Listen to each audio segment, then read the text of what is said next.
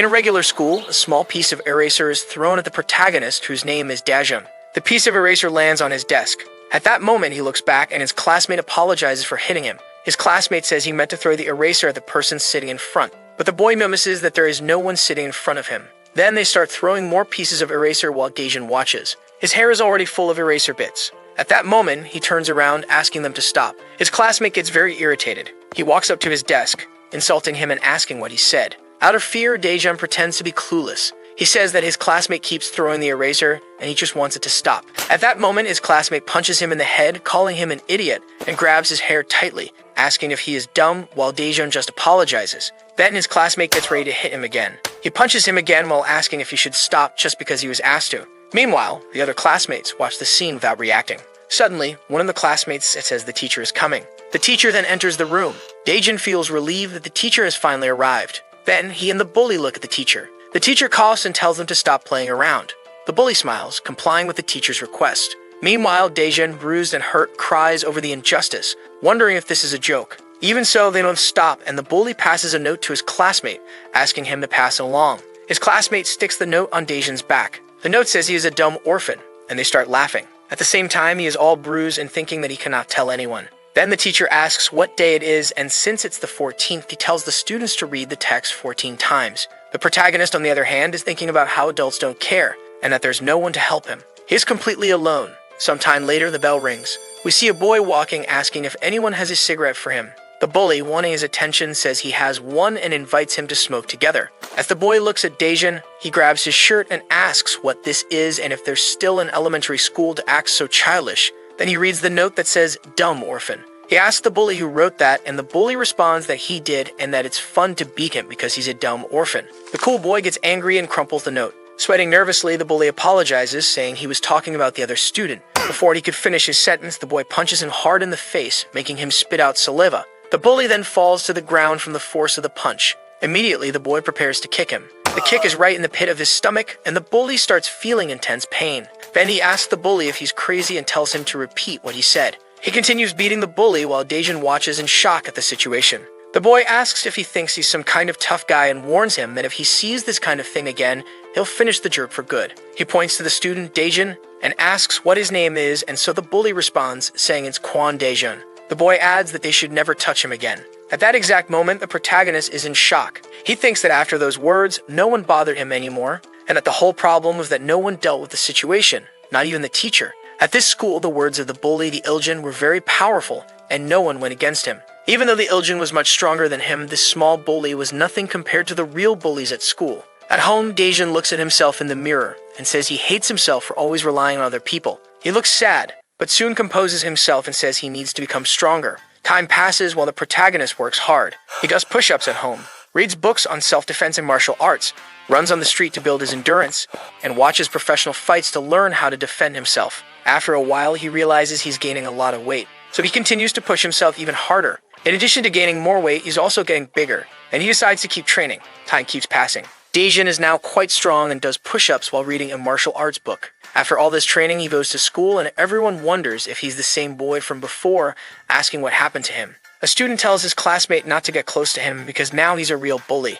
The protagonist walks, thinking about how much he has released his repressed energy and emotions, and now no one could ignore him. But despite his strength, things fell apart quickly. It's a beautiful day at a small neighborhood shop. We see Daejun looking very different, wearing glasses and with an unshaven beard. Then someone enters the shop. Daejun says welcome while adjusting his glasses, thinking that this is his life now. Sometime later, inside the president's office, this kid is staring down the school president, and even this kid gives in, faced with a real bully. Owon is presenting her project in a room. This project is called The Best in Command. Her plan is to infiltrate someone to take command of the group.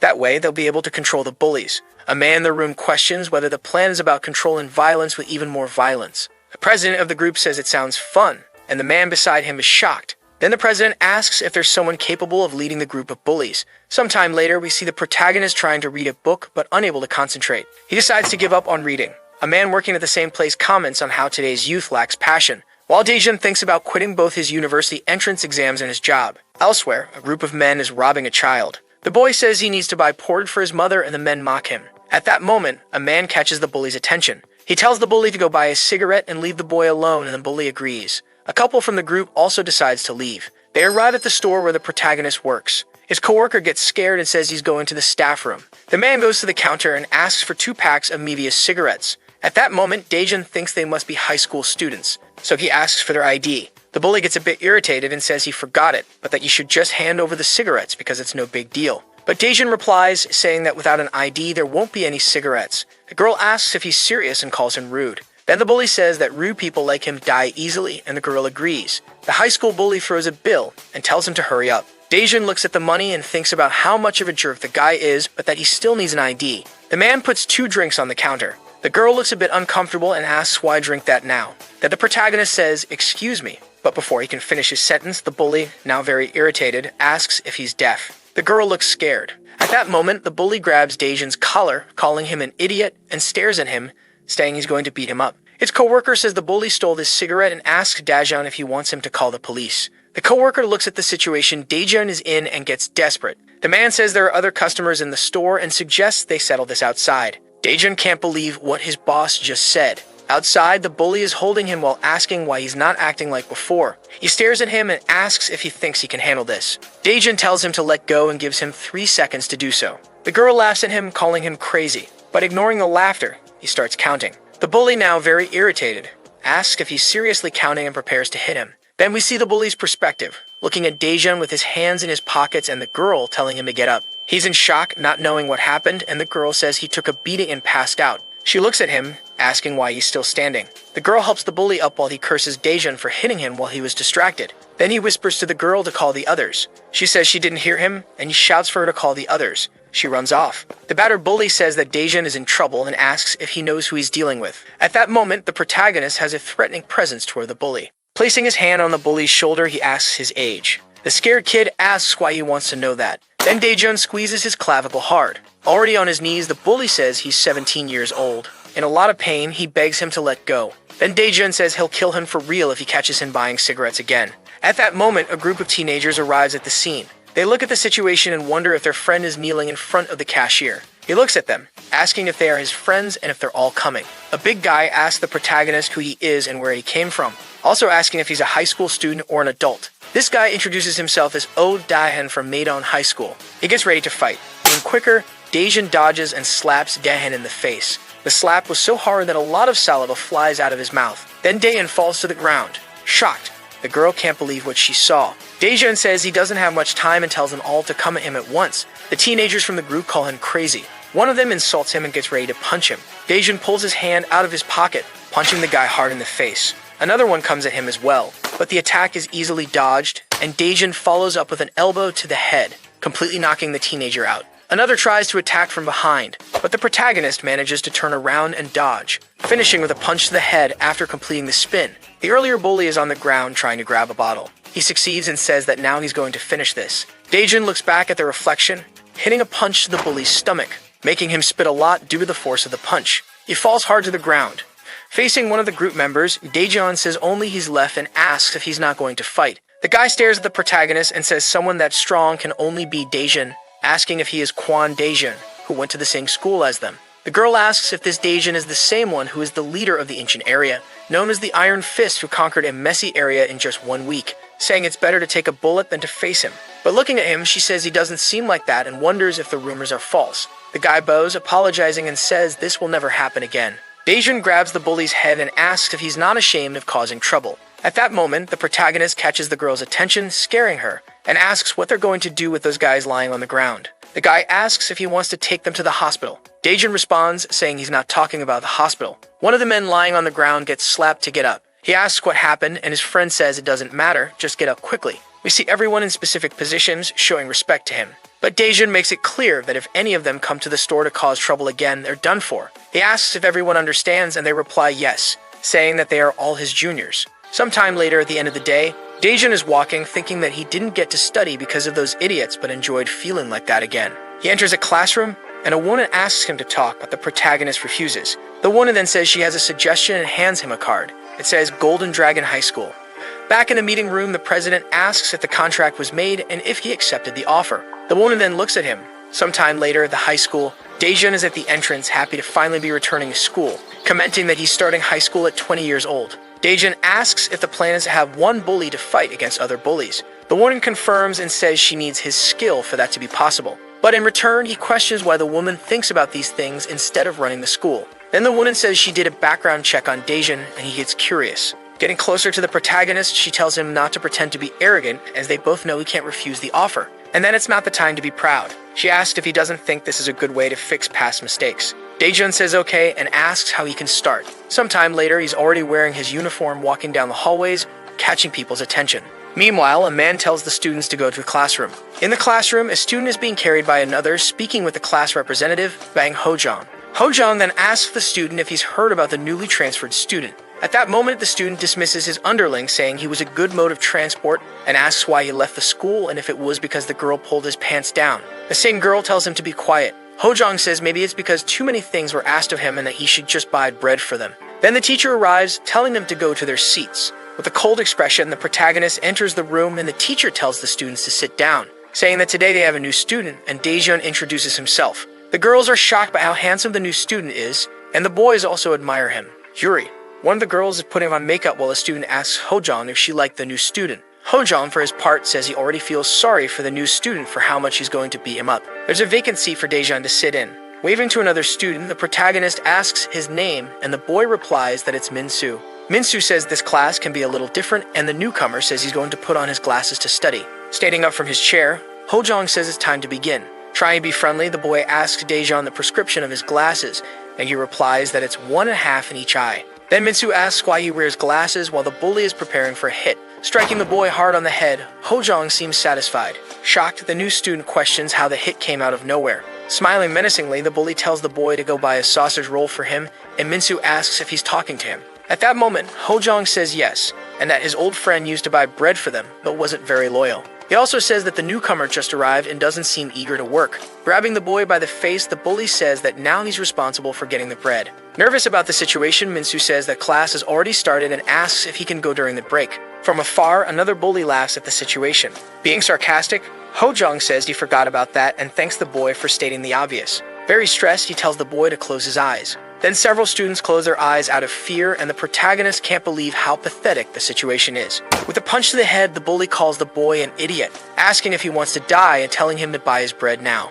Seeing all of this, Daejun tells the boy to take his hand off his head. Flashing back to a few hours earlier, we see the newcomer reading the rules and asking if he has to follow all of them. The woman confirms, saying it's part of his secret project and that there can't be any slip-ups, commenting that the school is like a jungle where the strongest survive, and that in the animal kingdom, the strongest is the lion. She adds that this applies to a common lion, but the new student isn't an ordinary lion. Back in the present, Daejun is staring at the whole situation. Then the bully asks why he didn't close his eyes. While hitting the boy, he says he understands the new student just arrived, but it was the boy who used to sit in his seat who got the bread. Lifting the boy, Hojong suggests they go together since they're friends. The newcomer says only one of them needs to get the bread and questions if they really need him.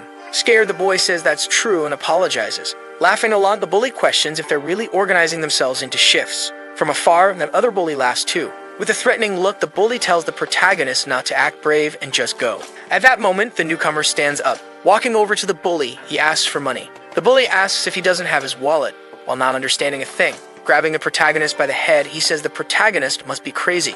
Staring at the bully, Daejun tells him to use his own money. The bully jokes, asking if he doesn't have money to buy bread or if he doesn't have parents to give him money. Irritated, the protagonist tells him to take his hand off his head and shut up, making it clear that he started it. Then he punches the bully in the ribs, making him spit out saliva due to the strength of the punch. After that, Daejun punches the bully square in the face, leaving him completely stunned. While other students look on, confused and not understanding anything, the protagonist, standing over the bully, thinks that those rules don't matter, and that the ones who really run the school are those with the strongest fists. He lands another punch on the bully's face to finish him off, causing the bully to spit out even more saliva. One of the girls looks on in shock. The other students try to hold back their laughter at the bully. The other bully stands up, not believing what he just saw. Standing tall, the protagonist tells the other bully who messes with others to come over as well. Completely terrified, he says he won't and asks the protagonist to come to him instead. Daejun says that's fine and tells him to stay right there. Walking over to the other bully, the bully tries to kick the protagonist, but he dodges. He tries a punch, and the protagonist dodges again. He attempts another punch, but he misses that one too. After dodging, the protagonist delivers a punch to the bully's stomach. Crying from the intense pain, this bully also spits out saliva. Excited, the protagonist tells him to stay still. In fear and agony, the bully says he might die and that this is dangerous. Then both look behind them after hearing a curse. Furious and holding a wallet, Hojong, the bully, yells that he's going to kill the protagonist. Daejin compliments him, saying he's pretty strong. But even so, he punches the bully in the face again, telling him to be quiet. Sometime later in that same room, Hojong, the bully, is unconscious, while the protagonist looks over him and the other bully on the ground. Grabbing him by the hair, Daejin asks if the bread from the cafeteria is really that delicious, saying he's curious to find out how good that bread is and orders the bully to go buy one for him. With his face swollen, the bully says the protagonist is brave and asks if he thinks he's won just because he defeated them, saying that he's not the boss of this room. At that moment, someone enters the classroom. Hojong looks relieved that this person has arrived. It's Minho, the leader of the class, who asks who the protagonist is and if he's trying to take over the class. Daejin asks if he's the boss of this room. Walking toward them, the class leader asks how the two bullies lost to one person. Curious, the protagonist stares back with a blank expression. The class leader asks the protagonist why he's doing this on his first day. The bullies, scared, wonder if the leader will be able to win, and the girl from the group asks if they're okay. One of the students steps back, not wanting to get involved. Annoying, the class leader tells the students that he's not going to fight. At that moment, the protagonist looks at him suspiciously, wondering if he really isn't going to fight. Analyzing the leader's legs, he sees they're spread and pointed toward him.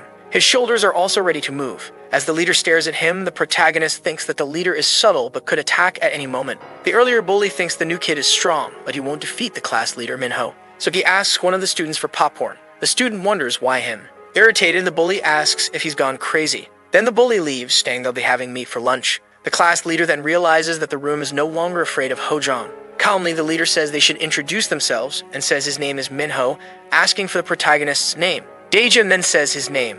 At that moment, Minho lunges forward, moving his hand toward the protagonist's face to trick him, while preparing to kick him. Aiming directly at the protagonist's weak spots, he realizes that it's going to be a low blow straight between the legs, and that it's a hit with unbearable pain. It's a strike that can't escape criticism, as no man should use such a move. Sweating nervously, Daejin analyzes the situation, placing his hands over his vulnerable area. Noticing this, the leader switches his movement to a punch, saying it was a bluff. He charges in with a full-force punch at the protagonist, landing a solid punch to Daejin's face, strong enough to leave a mark. Excited, the bullies cheered, saying there's no way the new kid can win. Daejin thinks that the leader bluffed and attacked at the same time. He kicks the leader straight in the shin. The leader is surprised by the kick. After that, the protagonist grabs the leader by the collar, throwing him far away with great force. The leader hits the wall and sits down after being thrown. Giving a lesson, the protagonist says not to threaten others like that. Laughing, the class leader stands up, saying that if it's him who's going to get hit, then it's no problem. Surprised, one of the bullies says that Minho is the number one without manners, and Hojong corrects him,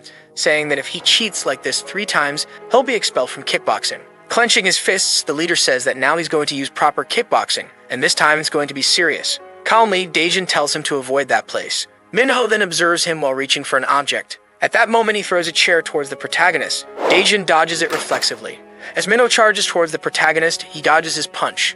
With his right hand, Minho tries to hit him again, but Daejin dodges once more. Irritated, the leader tells him to stop dodging while preparing for another strike. Then he notices something, telling everyone to stay still because this opponent is his. Surprised, Daejin wonders if there was someone else there. Everyone looks at a student with glasses. That student asks if they were talking about him. Minho then approaches Daejin with a furious look, preparing to throw another punch. The protagonist blocks with his wrist and tells Minho that he's a fun guy, asking if he's done playing around. Minho responds, saying no, and tries to strike Daejin's neck with 2 fingers, but Daejin dodges again. Then the protagonist says that he'll finish this himself, landing a powerful punch straight to the leader's face, knocking him unconscious as he spits out saliva and falls face first to the floor. Daejin then asks who this guy is and says that he's no longer in the mood to fight. The bullies, shocked, can't believe what just happened. The other students are also stunned. Daejin kicks Minho, telling him to get up. He walks away, telling the bullies to take Minho to the infirmary, and that now they work for him. Completely in shock, the two agree but think they're in deep trouble.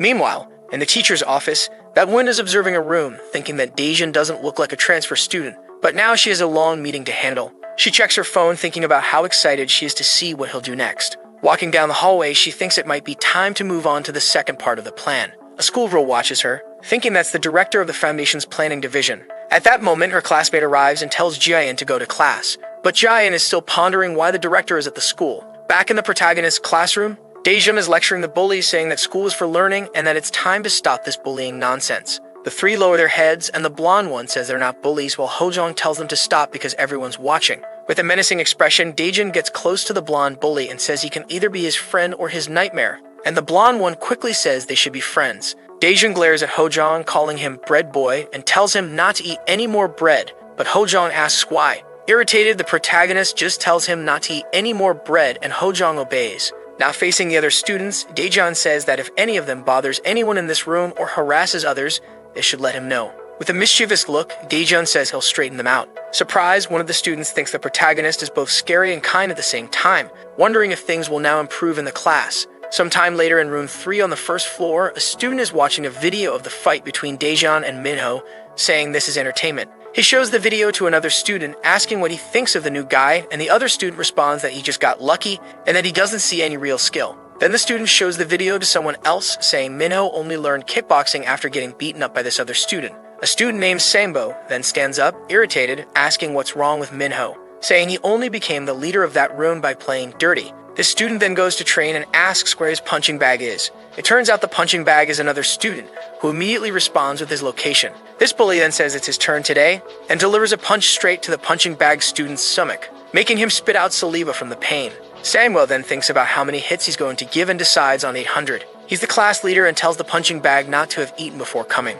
Totally confident, the bully tells them to prepare a few punching bags because he's going to warm up before going after the new kid. Sometime later at the high school, Daejun is in class, reflecting on how he ignored important lessons during his first time in high school, concluding that school is much better than studying alone, and that he needs to take this chance to fix his past. After a while, the teacher dismisses the class. Daejun asks Minsu if he can copy the notes during the break, and Minsu agrees, offering his own notes. Hojong stretches, saying he's hungry, and complains that he has no one to get him food, at which point Daejun glares at him. The two bullies are scared, and the blonde one tells Hojong to exercise, but Hojong is already using another student as a horse, asking the transport what his name is and saying he got on by accident. Hojong then wonders how he can survive school without a student to fetch his bread and says the kid wouldn't even be able to fight back. The group gathers around Minho, telling him to go outside because he doesn't look well, and a girl says it won't make any difference if they take him out. She calls the boys miserable. Then she approaches the protagonist, telling him he's amazing when he fights, and invites him to learn jiu-jitsu with her.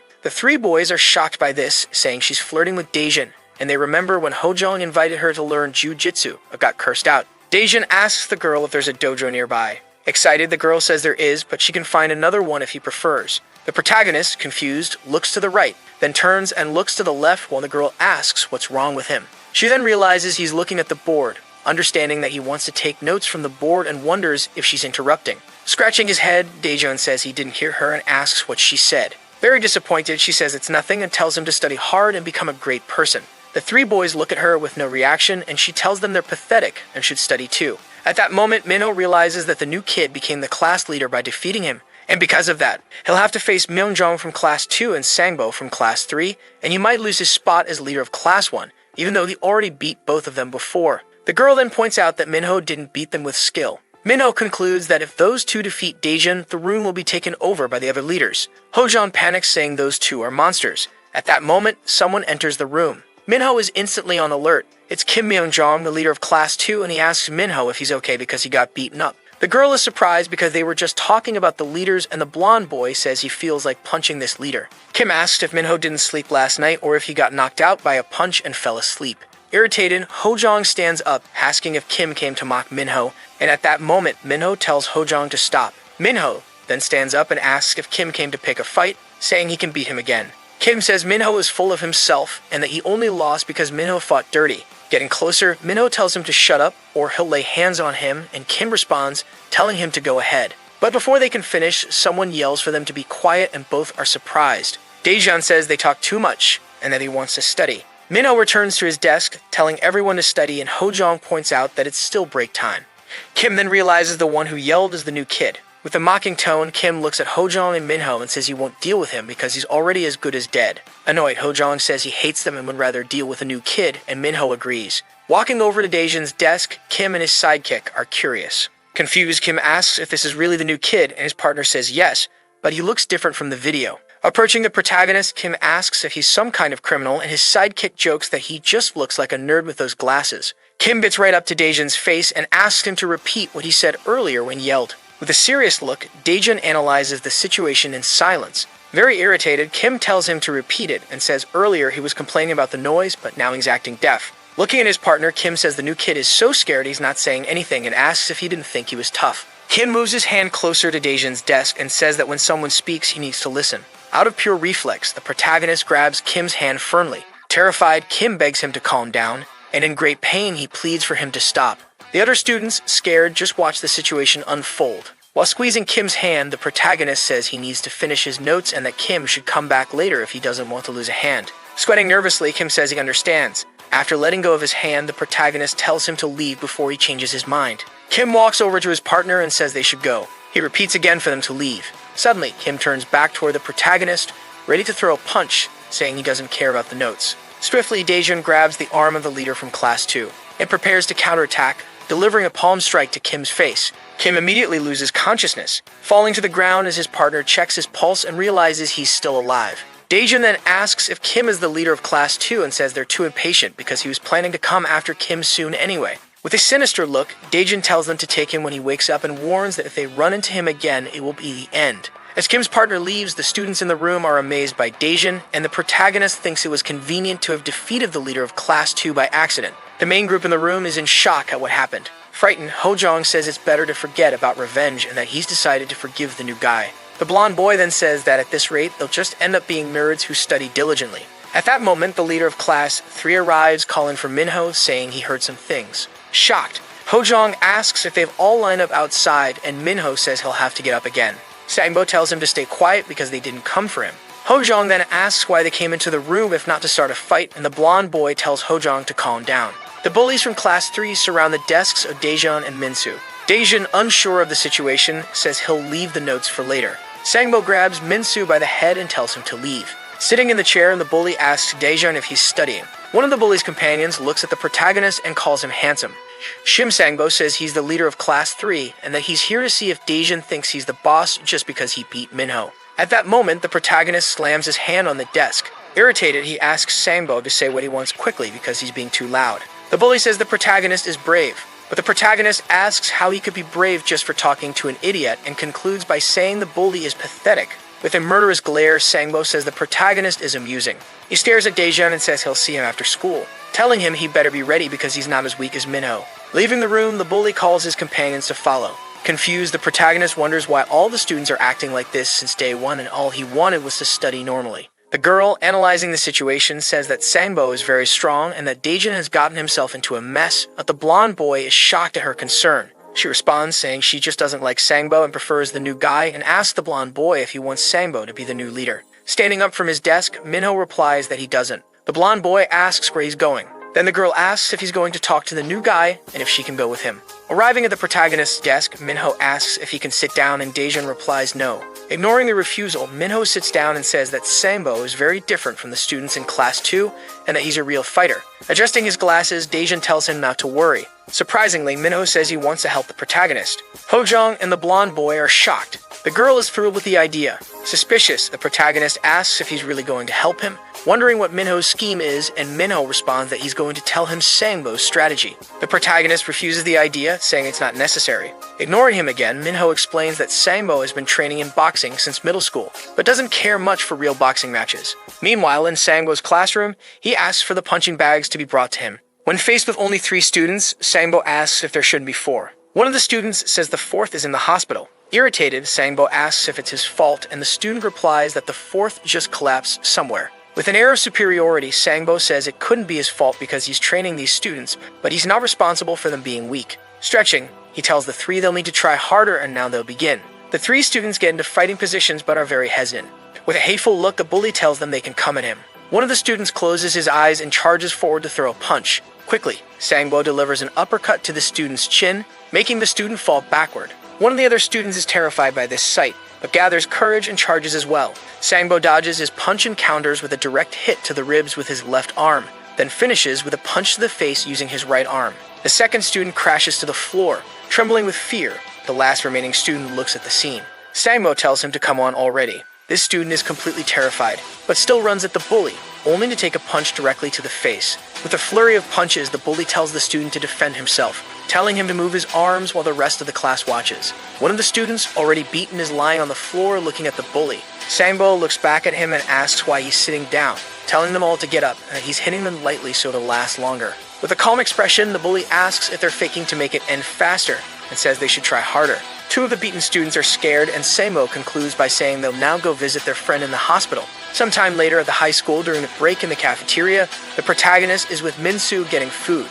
He sits at one of the tables with his plate, staring at the food and thinking it's been a long time since he ate school food, as he's only been eating stale stuff at work recently. He remembers what it was like working at his store and how his boss was considerate. Two girls are looking at the protagonist, and one of them comments on how handsome he is, saying he just arrived today. Her friend thinks about how Daejun just arrived today. At another table, several students are talking about how the new kid beat two leaders, and one of them questions whether he just arrived and already wants to be the leader. Another says the new kid did all that in one go. Then one of the students responds, saying maybe it was luck, and that he'll still have to face Sangbo. Gu Sumwa, the leader of the special sports class, says they'll soon find out if it was luck or skill. Back at the protagonist's table, the girl from his class approaches and asks why Daejun is eating alone, telling him they should all eat together. Min-soo wonders if she didn't see him at the table to say that. The students from Class 1 are sitting together at the table, chatting amongst themselves. At another table, two students are talking about the protagonist, and one of them asks if the new kid has already joined Minha's gang. The other says the new kid is quite handsome.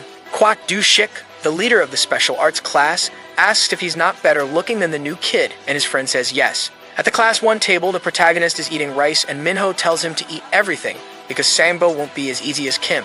Daejun, suspicious, says Minho claimed he could beat Sangbo, and asks why he's trying to help him. Minho says his fight with Sangbo is still ongoing. He then starts to remember his fight with Sangbo, completely beaten and exhausted. Sangbo asks if Minho is already tired, saying he won't stop until Minho's face is covered in blood. In response, Minho tries to hit him with a left hook, but Sangbo dodges it. Countering, Sangbo punches Minho in the face. Minho tries to strike again, this time with a right hook, but it's easily dodged. Sangbo counters with a left punch, landing squarely on Minho's ribs. After that, Minho pins Sangbo against the wall, resorting to his forbidden technique and going straight for the bully's weak spot. In shock, the protagonist asks if that's what he used before. Returning to the memory, the bully can't bear the pain and gives up. Minho recalls that even though he beat Sangbo, Sangbo never admitted it, and no one acknowledged his victory. Unable to believe it, the protagonist wonders if anyone would ever accept that kind of move. Concluding his thought, Minho says that Sangbo is skilled in both defense and offense, and even though he doesn't hit very hard, his precision is excellent. He adds that Sangbo didn't want to fight him anymore after that, and the blonde boy thinks it's because of the mysterious technique that Sangbo doesn't want to fight Minho again. With a serious tone, Minho says that the third-year bully is going to crush Daejun at this rate, and he hopes the protagonist can win. From a distance, the protagonist notices two students talking. He observes them and wonders who they are. In their conversation, one of the students asks if his friend is nervous about the new kid, and the other replies that he's not because Sangbo is going to win anyway. A piece of food falls onto Daejun's plate. The boy apologizes for it. Annoyed, the protagonist asks what's going on. Nervous, the girl asks if the boy has lost his mind to do something so childish. He says he already apologized and that she can eat it if she wants. Both leave, laughing at the situation. Quickly, the protagonist grabs one of them by the arm and asks where he's going. Furious, Daejun says that it's not fried squid, but a dish called dorachimmuchim. From another table, a girl with glasses wonders what's happening, thinking it looks like a fight is about to break out. Her friend comments that judging by the type of people at the table, the new kid must also be a bully, and the girl says he's really handsome. Other students also watch the situation, waiting to see what the protagonist will do. Daejun asks where the squid is. The bully, trembling with fear, says it's nothing and that the new kid should apologize. Squeezing the boy's arm even tighter, Daejun asks if he really needs to apologize. In pain and fear, the bully doesn't know what to do. Finally, the protagonist says that he's the one who decides whether he will apologize or not. At that moment, Daejun hears a notification sound. It's a message, and before reading it, he tells the bully not to move. The message is from the head of operations, Lee Same, wanting to talk with the protagonist. Seeing the message, the protagonist becomes a bit nervous. He remembers his meeting with Lee Same when she said she could secure a full scholarship for his college and offer him living support, reiterating the rules of the project, one of which is confidentiality, which is crucial. That's why Daejun's behavior has to be controlled so he doesn't get discovered, and if there's any chance of that, the project will be cancelled, forcing the protagonist back to his old life. Recalling all of this, the protagonist ponders what he should do with the bully. Meanwhile, the bully tells his friend they should leave, but the protagonist notices them trying to escape when he looks back. As he eats, the former bully Hojong comments that the problem isn't those two, but the fact that they're hanging out with the strongest guy in the school, Sangbo. Hojong asks why Min-soo is staring at him, and Min-soo replies that it's nothing. Confused, Daejeon thinks he can't get caught up in the situation and that he just needs the project to succeed to achieve his dreams. He also realizes he's done too much for his first day. Two other students see that nothing came of it, and one comments that it seems the new kid doesn't fight over just anything,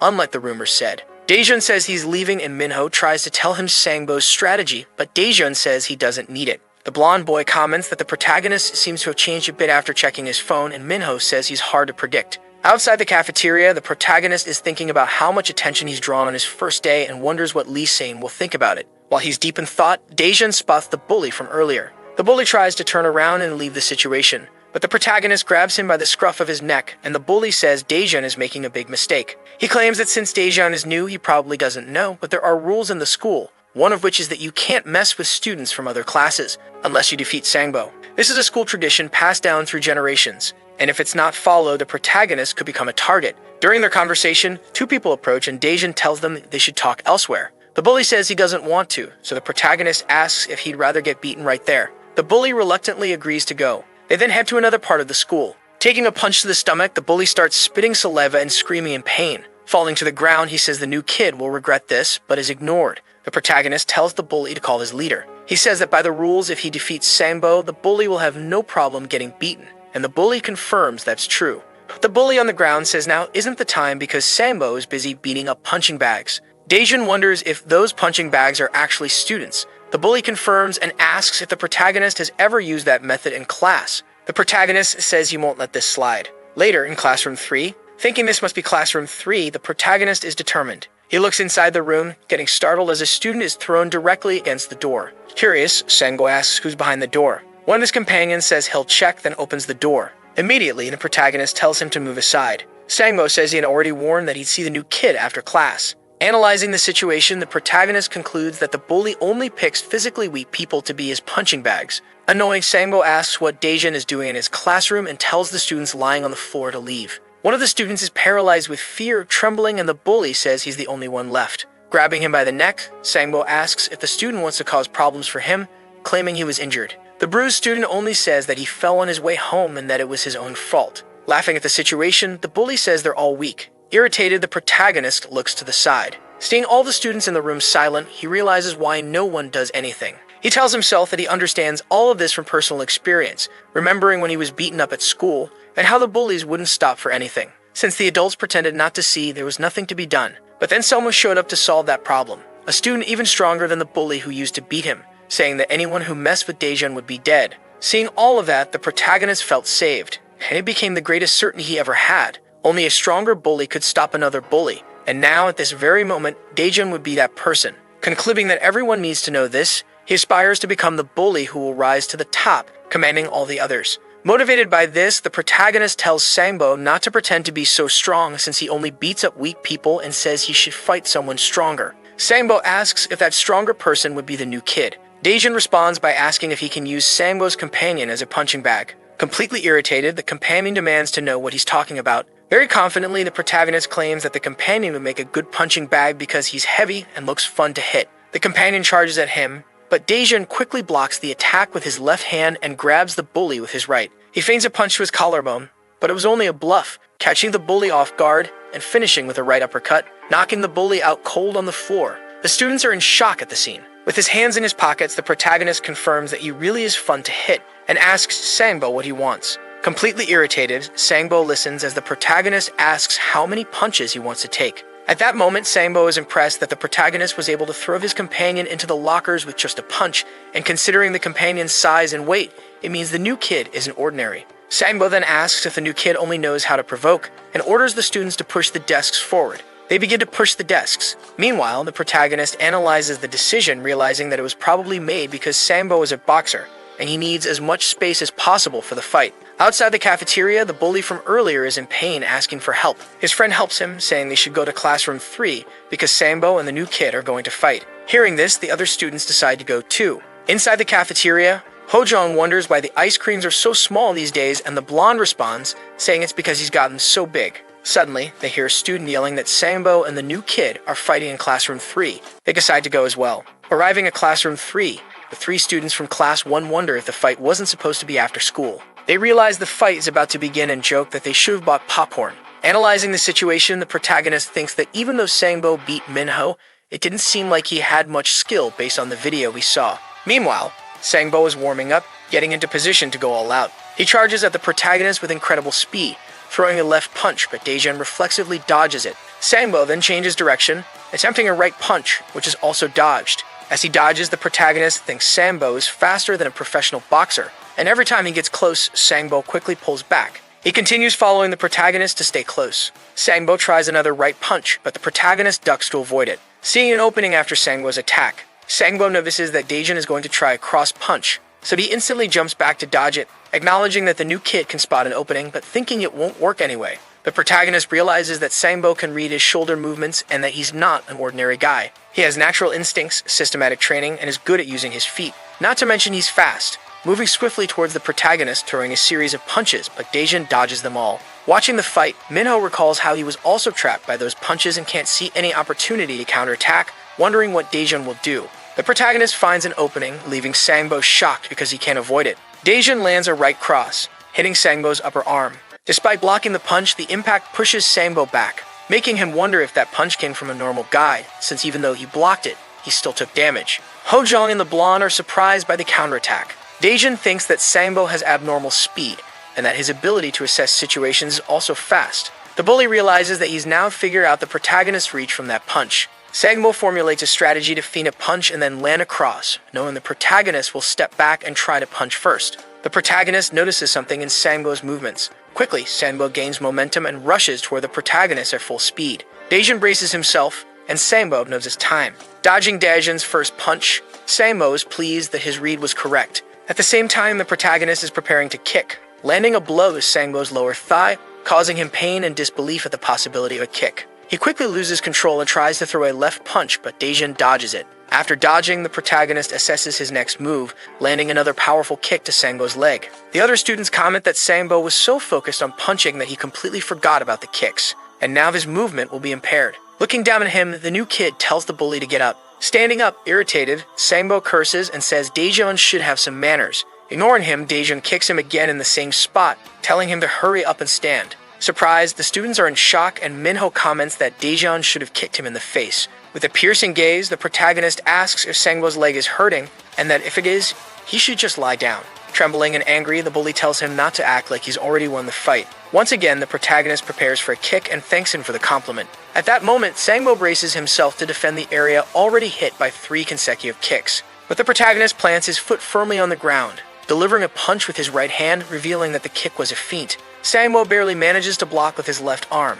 He realizes another punch is coming, but the protagonist stops his hand, showing it was another feint, and sweeps Sangbo off his feet, leaving the entire class in shock. His classmates, stunned, realize that it's Minho's technique. Other students remark that Sangbo took 4 kicks to the same leg and wonder if he'll even be able to move. Sangbo is kneeling on the ground, unable to move. In the ceiling of the room, there's a camera, recording the whole fight, which is being projected in another room, where a man watches, appreciating the fight, noting that these kids really know how to brawl. Confident, the protagonist asks what Sangbo is doing and tells him to get up and face him. Irritated and clutching his leg, Sangbo analyzes what to do next, knowing that his leg is no longer in any condition to fight. The students watch the fight, completely perplexed. Sangbo feels utterly humiliated. One of the students says he should get up if he's a boxer, while another asks if he can still fight at this point, saying that although they can't see it because of his pants, it's obvious that the bully's leg is completely messed up. Feet are a big issue in boxing.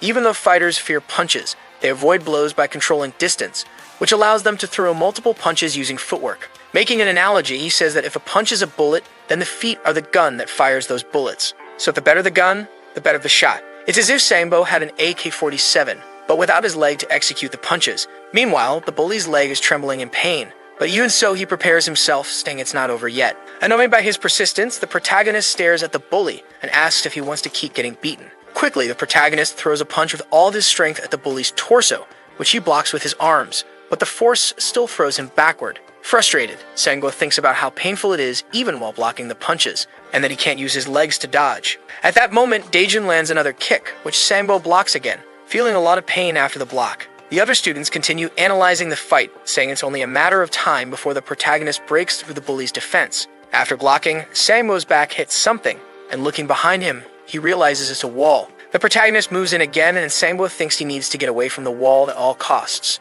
He barely manages to dodge the protagonist's punch. He tries to counterattack, but the protagonist dodges, then lands a direct punch to Sangbo's ribs. Sangbo realizes something is wrong with his breathing. Daejun follows up with a left punch, which is blocked, and then a right punch, also blocked. At this point, Sangbo is in a lot of pain. Minho comments that the fight isn't over since Sangbo is cornered against the wall. He's taking punch after punch, and now he only has the choice to either defend or get beaten. The blonde boy asks if this is a massacre because Sangbo is getting hit so much. Hojong says he looks like a punching bag. In a flashback, Sangbo is shown training in boxing. Other people at the gym are impressed by his skill, saying he should compete in a fight. The coach, however, says that Sangbo doesn't want to participate in a league or anything like that. At that moment, a teenager arrives claiming to be Sangbo's friend, calling him to leave. After the training session, Sangbo shows a tattoo he plans to get. As he says goodbye to the coach tries to talk to him, asking with a concerned look if Sangbo enjoys messing with others, telling him to only fight in the ring because that's the most important thing in boxing.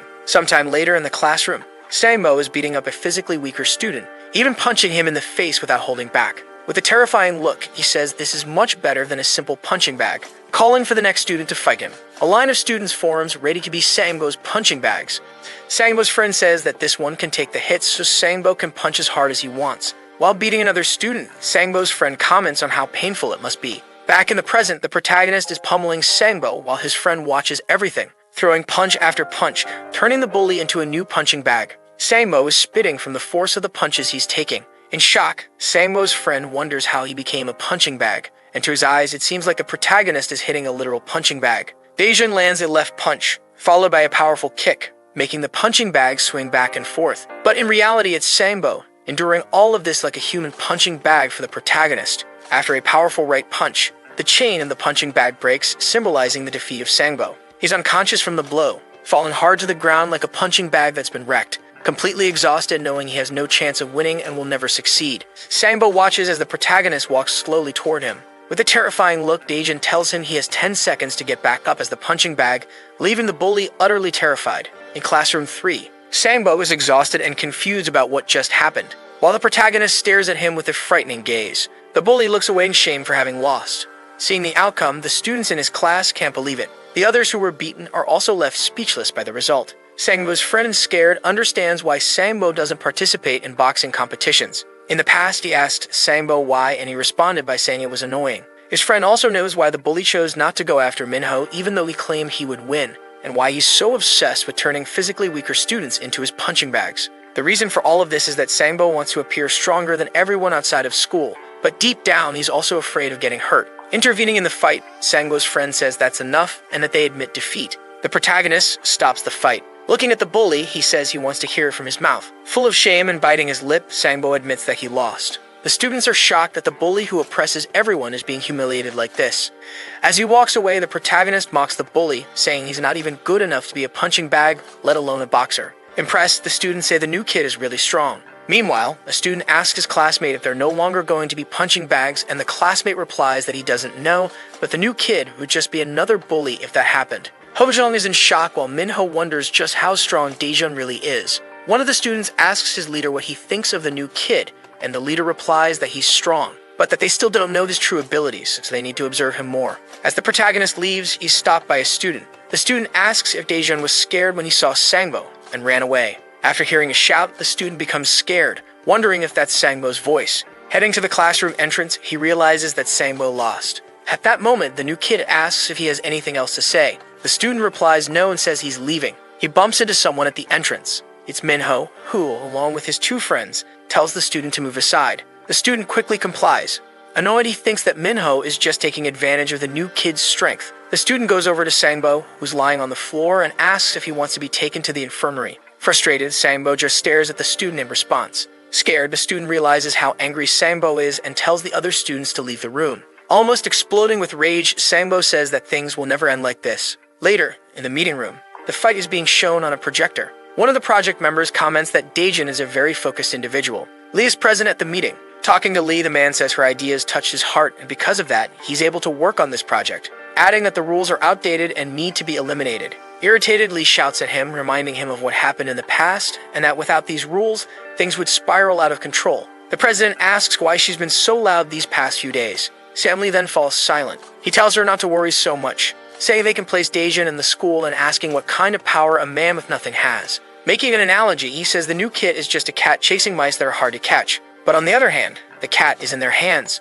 Back at the high school, the news of Sambo's defeat is already spreading. Now in Class 4, a student slams the desk. It's the leader of Class 4, Park Dojun, celebrating. He's demanding money from another student as a sort of payment, while his friend asks what he's going to do. Park says he doesn't care. Now in Class 9, a student is adjusting his glasses. It's Lee Sung-hoon, the leader of the exam prep class. Moving on to Class 6, we see Yoo Ji-seok, the leader of Class 5. He says he can't believe Minho is eating with the leader of Class 3, Daejun, but that he could remove him whenever he wants. At that moment, Yoo tells a student that he'll be eating in Class 6, and the student says he doesn't mind. Yoo says he feels that the new student is different and that they should plan something to be prepared. Then the self-proclaimed queen of Class 6, Bak Suzy, says she's tired of men who want to play the boss. She says that if they get caught, she'll snitch to her appa, but Yoo responds that she can't bring a third-year leader to fight a first-year student. Concluding, Yoo says that either way, they need to think about it. Sometime later in front of the school, Daejun asks Hojong and the blonde why they're following him, and Hojong says that they're family now. Minho tells the protagonist that until now, the leaders have been cautious with one another, but soon they will make their moves. He adds that even if the protagonist doesn't want to fight, he needs to be prepared because it won't be easy. Hojong interrupts, saying they'll think about that when the time comes, but for now, they should go to the internet cafe since he just hit silver rank in LoL, and he invites Daejun to join them. Looking at a car, Daejun realizes it's the director's car. He apologizes and says he has an appointment, but even if he didn't, he wouldn't go with them because he doesn't play with silver and gold ranks. Hojong jokes that they'll need to get revenge on Daejun. Ji-ina is walking along the sidewalk leaving school. Her friend asks what's wrong. Ji-ina, completely shocked, is sure that the car Daejun just got into belongs to the director, and she wonders why he's getting into that car, thinking the director might be planning something again.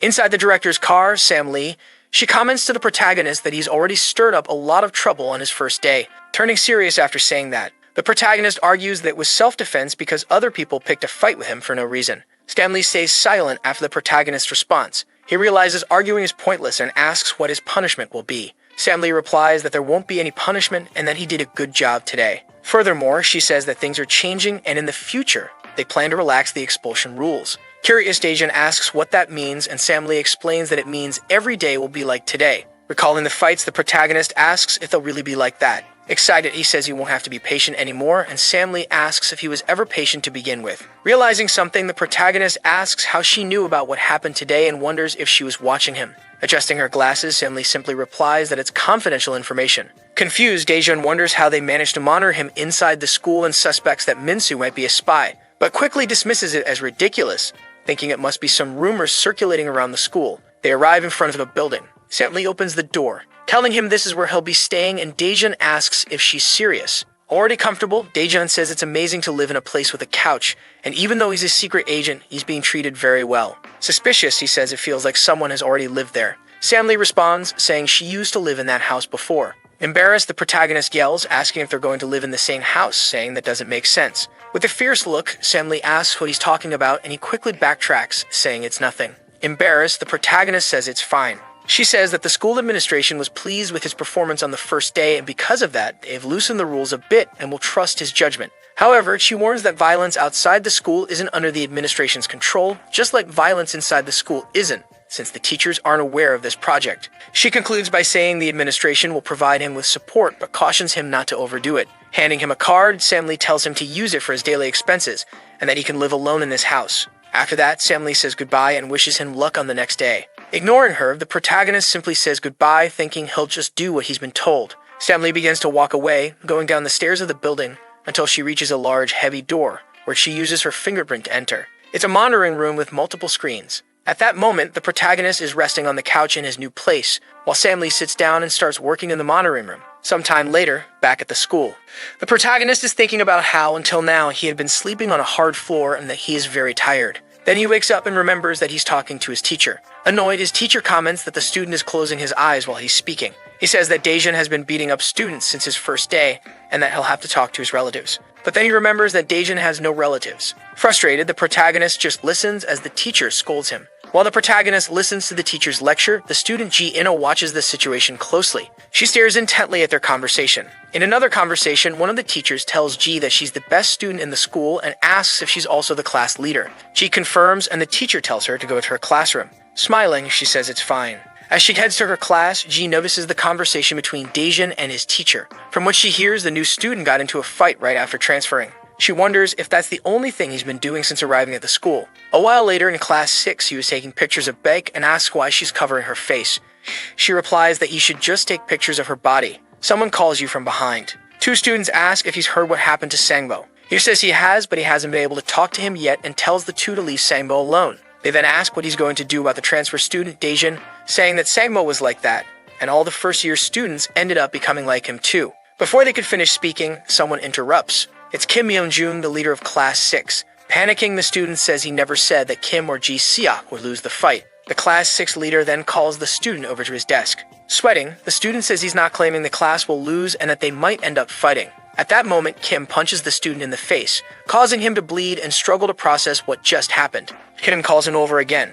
Afraid, the student approaches. This time, he receives an even harder punch straight to the face. Now completely beaten, he can't keep both eyes open. Calmly, the class leader tells him to watch what he says. Terrified, the student apologizes. Playing on his phone, Kim calls them idiots and tells them to leave. The students quickly obey his order and leave. Outside the classroom, the beaten student says he just wants to get out of this hell, and his friend asks if the best option is to transfer schools. Watching from a distance, one of the leaders comments that Kim has great charisma. The Class 6 leader responds, saying he just wanted to beat up those two idiots. Jiseok says they can't ignore what was said and asks if they should move slowly. Kim asks if he knows that automatic combat is the new trend in today's games. Crossing his arms, the student replies that he knows and that he doesn't play any games without that option. While playing, Kim explains that the reason it's so popular is because they don't have to use their hands. On a sunny day at school, the protagonist adjusts his glasses while glancing sideways, wondering why his classmate is wearing his glasses from one day to the next. Suspicious, he asks his classmate if there's a camera in his glasses. Confused, Minsu asks what he means by that. Daejun brushes it off, saying to forget it and asking why he's suddenly wearing glasses. Minsu replies that he used to wear them a lot. Distracted, his classmate looks at another student who resembles a character named Koob from a manga. Hojong is talking to this student, telling him to go to the cafeteria. Taking off his glasses, the student says he was also afraid of getting beaten up and started wearing glasses since then, but tells the protagonist he doesn't need to do that anymore because he's there, and without paying attention, he calls Hojong a jerk. Surprised while eating his bread, Hojong wonders what he did wrong. Sweating nervously, he asks the blonde if he wants to play something, but the blonde refuses. Frustrated, Hojong stands up and tells him not to eat any more bread. Bowing as low as his body allows, Hojong apologizes and the blonde wonders what's wrong with him, asking if the bread is poisoned. The nerd who used to get beaten up adjusts his glasses at that moment. Daejun looks at him, both nervous and confused, saying that he adjusted his glasses in a very suspicious way. The student replies that he hasn't worn glasses in a long time. Embarrassed, the new kid says he's been a bit sensitive these days, and in his thoughts, he admits he's starting to suspect someone is watching him. Outside the classroom, another student appears. Looking from the outside, he sees Daejun studying and wonders if it's really him.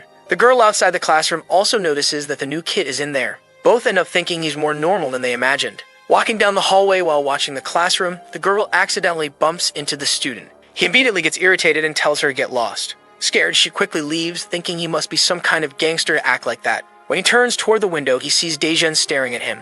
Turning back to continue walking, he wonders how long he's been watched. Now in classroom 9, the girl with glasses mentions that she heard her friend pass by classroom 1 earlier, and that most of the girls go there to see the new kid because he's handsome, but she thought her friend only liked studying and didn't care about those things. Embarrassed and annoyed, her friend starts to think of a response, but her classmate eases the tension, saying it's okay, and that he really is good looking. She agrees and thinks there's a reason to keep an eye on the new student. Sometime later, the day is ending and the sun is setting. Watching the protagonist, the girl knows his name is Kwon Daejun, and that he transferred from Incheon according to what Era told her. Era also mentioned that she knows his address and passed by the food alley while heading to school, saying he has an irresistible charm. Her friend is shocked and left speechless. Hiding behind a pillar, she watches him closely. Feeling like a complete stalker for doing this, she notices that he's walking home from school without the director. As she wonders about their relationship and why he transferred, other students are gathering nearby. The student who was watching Daejun earlier asks the leader of Class 6 if they really have to do a task without reason. Kim confirms, saying they just need to do what he ordered and that the 4 of them can take him down. One of the students says he doesn't mind helping, but Minho is hanging out with Pam, and they aren't even leaders to be attacking the leader of Class 1-3. Irritated, Kim asks what the problem is and questions if they can't show their full potential in Class 6 because of him and Jiseok, adding that if he were in another class, he would have beaten half the students by now. He questions if the student cares about the rules the class leaders share, stating that he and Jiseok will soon dominate all the freshmen anyway. concluding that it'll take care of things and they should just finish the job. He tells them to call them when it's done. After Kim leaves, one of his friends comments that he's amazing and seemed like just a regular student when they saw him in class 6, and another student says they should take this chance to boost their status. From a distance, they see the protagonist approaching. As he drinks his iced tea, he notices the new kid walking toward them. He throws his cup on the ground and says they should follow him. Suspicious, Daejeon seems to notice he's being followed. He turns a corner, continuing to walk forward as if nothing is happening while the group follows him. He keeps walking normally down the street. The stalker girl is scared, wondering what's going on and why this group is following the new kid. She leaves her hiding spot to see what's happening.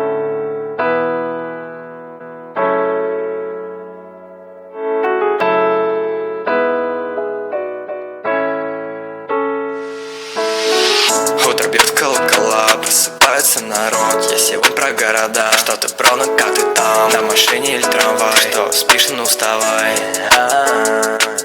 Ну вставай. Этот город тут и там. Сказать спасибо небесам, что сделал сам. Карьеру город сделал сам. Город, город, сердце бьется днем. Миллионы историй в нем, день ото днем. И во стенах мечты, надежды и любовь. Все вновь и вновь, все вновь и вновь. И вновь я вижу ту любовь, что этот день поднес. Happening. The student from before notices her movements, looks at the girl who bumped into him earlier, and asks what she's doing. The girl pretends to be on a phone call. Suspicious, the student tells his friend to go ahead and says he'll catch up with him later. Confronting the girl, he tells her she's been following him for a while, but she denies it, saying she's just walking in the same direction. He remembers the bump from earlier, and once again questions why she's following him. Suddenly, he has an epiphany and claims she must like him. Complimenting her, he says she's cute and asked again why she's following him, then asks if she wants to come see him work, leaving her confused about what he means. Confidently, the student puts his arm around the stalker girl, saying he's going to rent a room and have fun with her, asking if she wants to join him. At that moment, the girl pushes him away, telling him to get his hands off her. Completely irritated, he curses at her, insisting that she followed him because she likes him as he advances toward her. His friends hear the commotion and wonder what's happening. This draws Daejeon's attention, and he realizes the group has stopped following him. With his hands over his eyes, the student asks what she did. Holding pepper spray, she says no one told him to put his dirty hands on her. The group arrives, and the student says the girl is crazy and sprayed pepper spray directly into his eyes. One of the students tells her to put it down before he hits her. Scared, she insists that he started it. The same student says he's not afraid to hit girls, and she threatens to use the spray again if they come any closer. From a distance, the protagonist asks what they're doing as he watches them. Crying, the girl is surprised to see the new kid. Annoyed, the bully tells him to leave. Meanwhile, the injured student tries to open his eyes to see what's happening. The bully says that Kwon Daejeon is here, and his friend says it was him who attracted this crazy guy. The protagonist then asks if they've been following him for a while, and they deny it. Pointing in another direction, Daejeon says he has something to take care of and invites the bullies to join him. One of them quickly accepts the invitation. Still shaken, the girl wonders if he did all this just to save her. After a while, they arrive in an alley. The bullies notice two people there, and they realize they're from Bonjin High School. This is a young man of first year from Bonjin Technical High School. And this is Cho Jinwoo from the same class, who says it's been a while since he's seen any girls from Juryong School.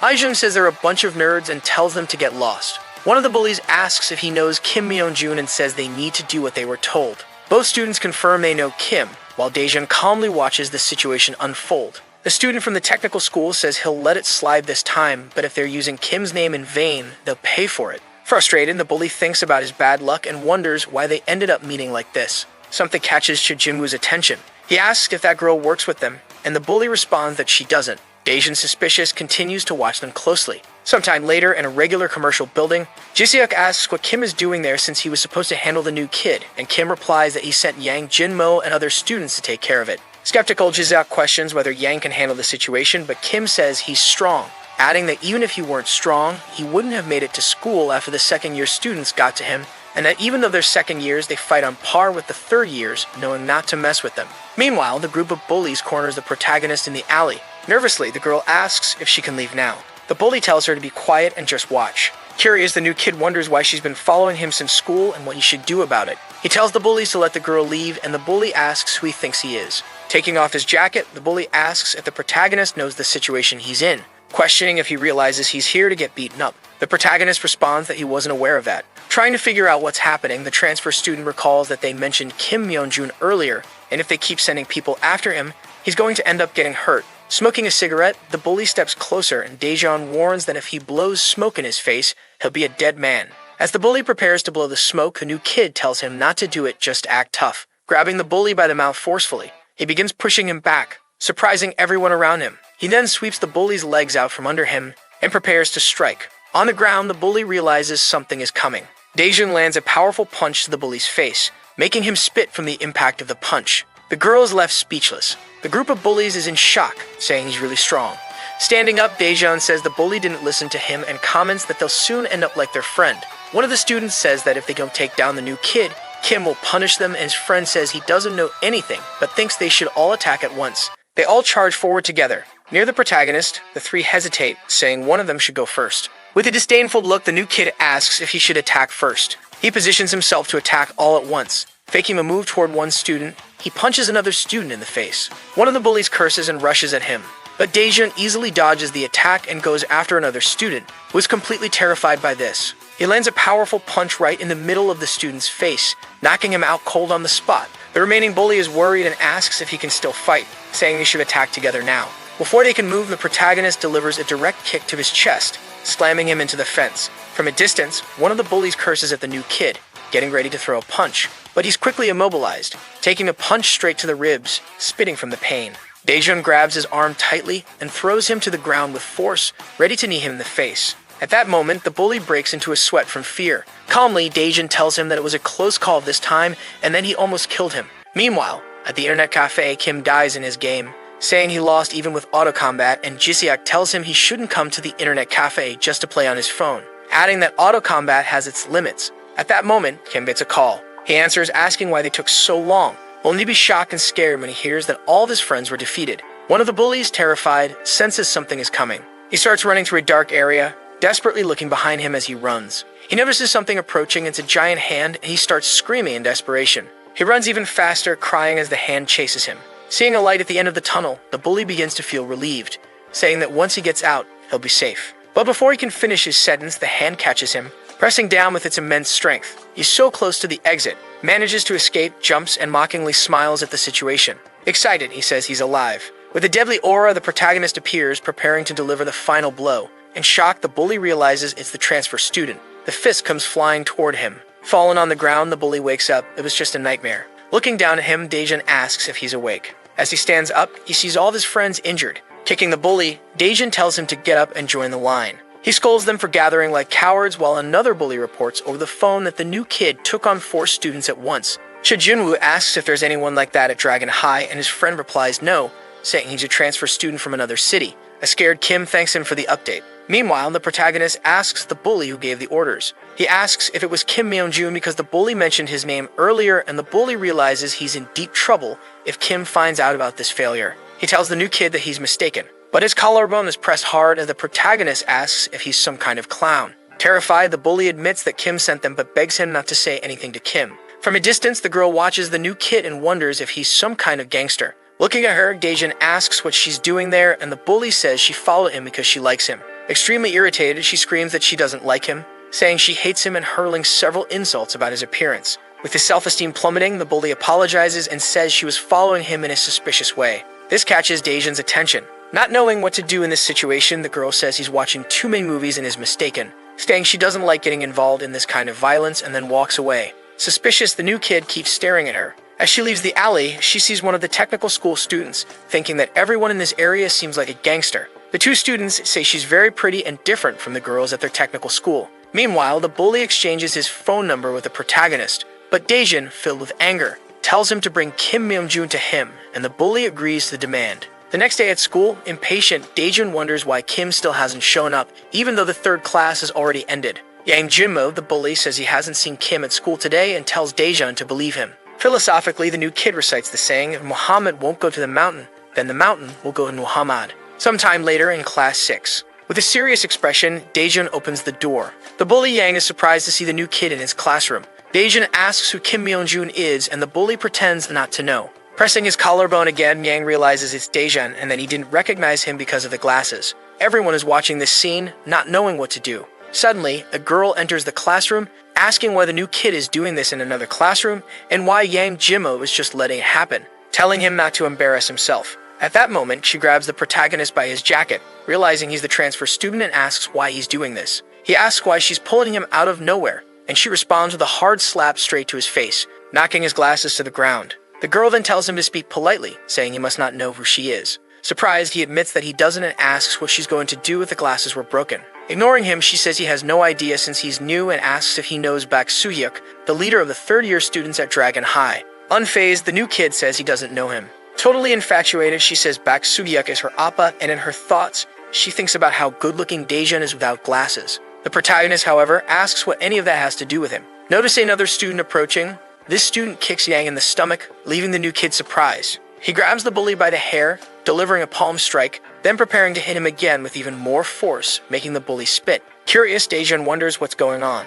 In immense pain, Yang mutters the name Kim Myeonjun. At that moment, the new kid realizes it's Kim Myeonjun and asks if it's really him. Kim replies, confirming that it's him and that he heard the transfer student was looking for him. Daejun responds, saying he was indeed looking for him as well. At that moment, all the students are terrified, making the new kid realize he's being watched by the entire class. He remembers when his mission chief told him he could do whatever he wanted. With a mocking tone, Kim says there's no reason for Daejun to be looking for him and asks what he wants. Daejun begins to say what he wants and quickly moves to throw a punch, startling Kim with the speed of his movement. But suddenly, the punch is blocked. The one who blocks it is Ji-seok, who steps into the fight, asking the protagonist why he started a fight out of nowhere. Confused, Daejun asks who he is. Ji-seok introduces himself as Yoo Ji-seok from Class 5, and despite this being an issue from another class, he says things shouldn't be solved recklessly. Ji-seok then tries to take Daejun down to the ground, but he hears a cracking sound and is shocked, realizing his arm is locked in place. Trembling, he understands that he can't knock the new kid down or even move him an inch. Mockingly, Daejun compliments Ji-seok's waist strength, asking if he's really trying to bring him down. Yoo retracts his arm and changes the subject, saying that no matter how chaotic the school is, Daejun should know what's going on. Kim hugs Yang, saying maybe this happened because of the confusion from the previous day. Quickly shifting his demeanor, Kim grabs the bully by the hair again, telling him he needs to explain himself. Sweating profusely, Yang begins to speak, but he's interrupted by a left hook straight to his face, leaving Daejun surprised by Kim's action. Kicking the bully, Kim says this whole situation is making him feel like trash. Defending himself, Yang keeps apologizing for everything. Extremely irritated, Kim asks if Yang's head is empty, and if it was really so hard to just follow orders. The protagonist watches silently. After beating the bully, the leader of Class 6 admits he failed to manage the situation. Looking back, he asks why the new kid is doing this without evidence, and despite not being at fault, says he feels like trash. Diverting his gaze, Daejun starts to present his evidence, but he realizes he has none. Frustrated, Kim tells the bully to stop pretending to suffer, and Ji-seok tells him to calm down. Ji-seok then tells the new kid that he made a false accusation, and since they don't care about the agreements between classes, neither should he. The bell begins to ring. Thinking it over, the protagonist acknowledges that there's nothing more he can do right now, so he says he's leaving. Proud, Kim says Ji-seok handled the situation well, and Ji-seok admits he was a bit nervous. He comments that the new kid is indeed strong and that it's better not to fight him. Holding his phone, Kim says there's only one way to deal with this. Sometime later in Class 1, the teacher is giving a lesson. Daejun is deep in thought, telling himself that he knows Kim is guilty, but his authority was stolen from him in that moment without him realizing it. He remembers when Kim hit Yang Jinmo, and how Ji-seok defended his friend. He knows that if he gets someone who doesn't care about the school's ranking system, he'll be seen as the bad guy, and since the only victim was a bully, it makes any investigation as the leader of the bullies much harder. At that moment, the teacher says that in wars, having a justification is essential. Paying attention, Daejun fixes the idea of using justification in his mind, understanding that he needs a reason to take action. Meanwhile, behind the school, 5 students are being beaten up. Yang is hit last, receiving 2 slaps instead of 1 like the others. Irritated, Kim curses them, asking how they couldn't take down a single guy. The bully Yang thinks that even Kim isn't confident in fighting alone and starts to say that the transfer student isn't normal. Answering a phone call, Kim tells the bully to be quiet. It's Aijung on the other end, sitting on top of someone. These people didn't collect the money they were supposed to, and Aijung says he needs to take a call. He asks Kim what happened yesterday. Kim says they need to gather Jinwoo and the rest of the group because he tried to handle it and failed. He says that after they leave the new kid nearly dead, they'll finish the job. Curious, the bully from the technical school asks if he's strong and mentions having a lot of people to outnumber him. Jinwoo steps in, wanting to say something. Listening carefully, Kim asks who he's talking about, wondering who the girl from yesterday was, and asks Yang who they're referring to. The bully wonders why they're talking about her since she has no relation to this fight. Yang asks why, and Jinwoo replies saying he's going to hit her, mentioning that she's his type, and with a creepy grin says he'll have some fun with her. Kim says he'll take her along too, and bids goodbye while Yang is left confused as to why she's being involved. At that moment, the leader asks if the bully hurt him, making Yang realize they really want to bring her into this. He blames himself and wonders what he should do. Frightened, Yang thinks they should wait, recalling that according to school rules, you can only take over a classroom by fighting the leader of that class, and thus they can't mess with students from other classrooms. He thinks that since the girl is from class 9 and the leader of that class, Lee Sung-hoon, is responsible for it, he won't stay quiet. Kim responds that it doesn't matter because girls don't pay protection money. Recalling when he met Lee Sung-hoon, Kim says he can take over class 9 afterward, concluding that Yang shouldn't worry about it and just focus on bringing the 2 students he asked for. Meanwhile, in class 1, kneeling on the ground, the bully apologizes, saying this kind of thing will never happen again. The blonde mentions the rumor that the new kid defeated 4 bullies and Minho is impressed.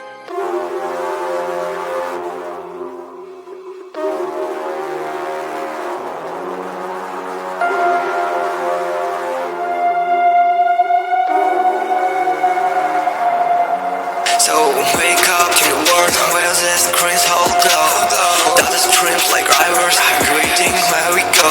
Machines are learning, evolving, day by day. See them to feel my heart, and that code we lay. Fingers dance on glass, to be honest I don't trust. So whispers all the future we can hear from the dust. Fingers dance on glass, to be honest I don't trust. So whispers all the future we can look for among us. Tapestry of sockets, we created our song.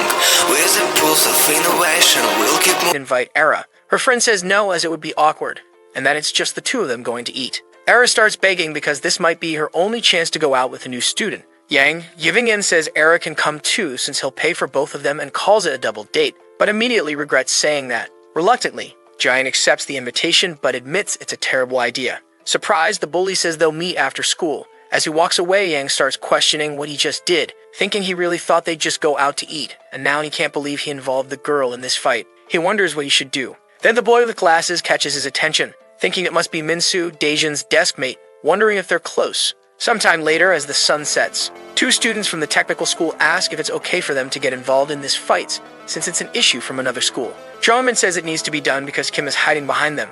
The students then ask what Kim will do if he gets crushed by them. They say Kim will have to transfer schools or drop out if that happens, but they believe Kim Min-jun will help their group take over Bonjin High School after he takes over Jumryeon High School, increasing their earnings. Jongmin doesn't want to keep hitchhiking, and for that to happen, the transfer student needs to be stopped. At the same time, in another part of the city, Daejun is walking with the bully and the 2 girls from class 9, thinking about how strange this combination of people is, while Jian finds this situation uncomfortable. Era is only thinking about eating with the new kid and how quickly things are progressing. Curious, the protagonist asks about the place they're going to, noting that everything seems closed, wondering if they have tteokbokki at a place like this. The bully confirms while avoiding eye contact. Completely smitten, Era says that good restaurants are always in places like this, and sometimes they don't even have signs. Surprised, the bully remarks that she knows her stuff, and she responds, saying she knows all the best restaurants, but that she didn't know there was a good one in this neighborhood, and Jian adds that she didn't know either. At that moment, the new kid asks the bully for the name of the restaurant, and he starts getting nervous.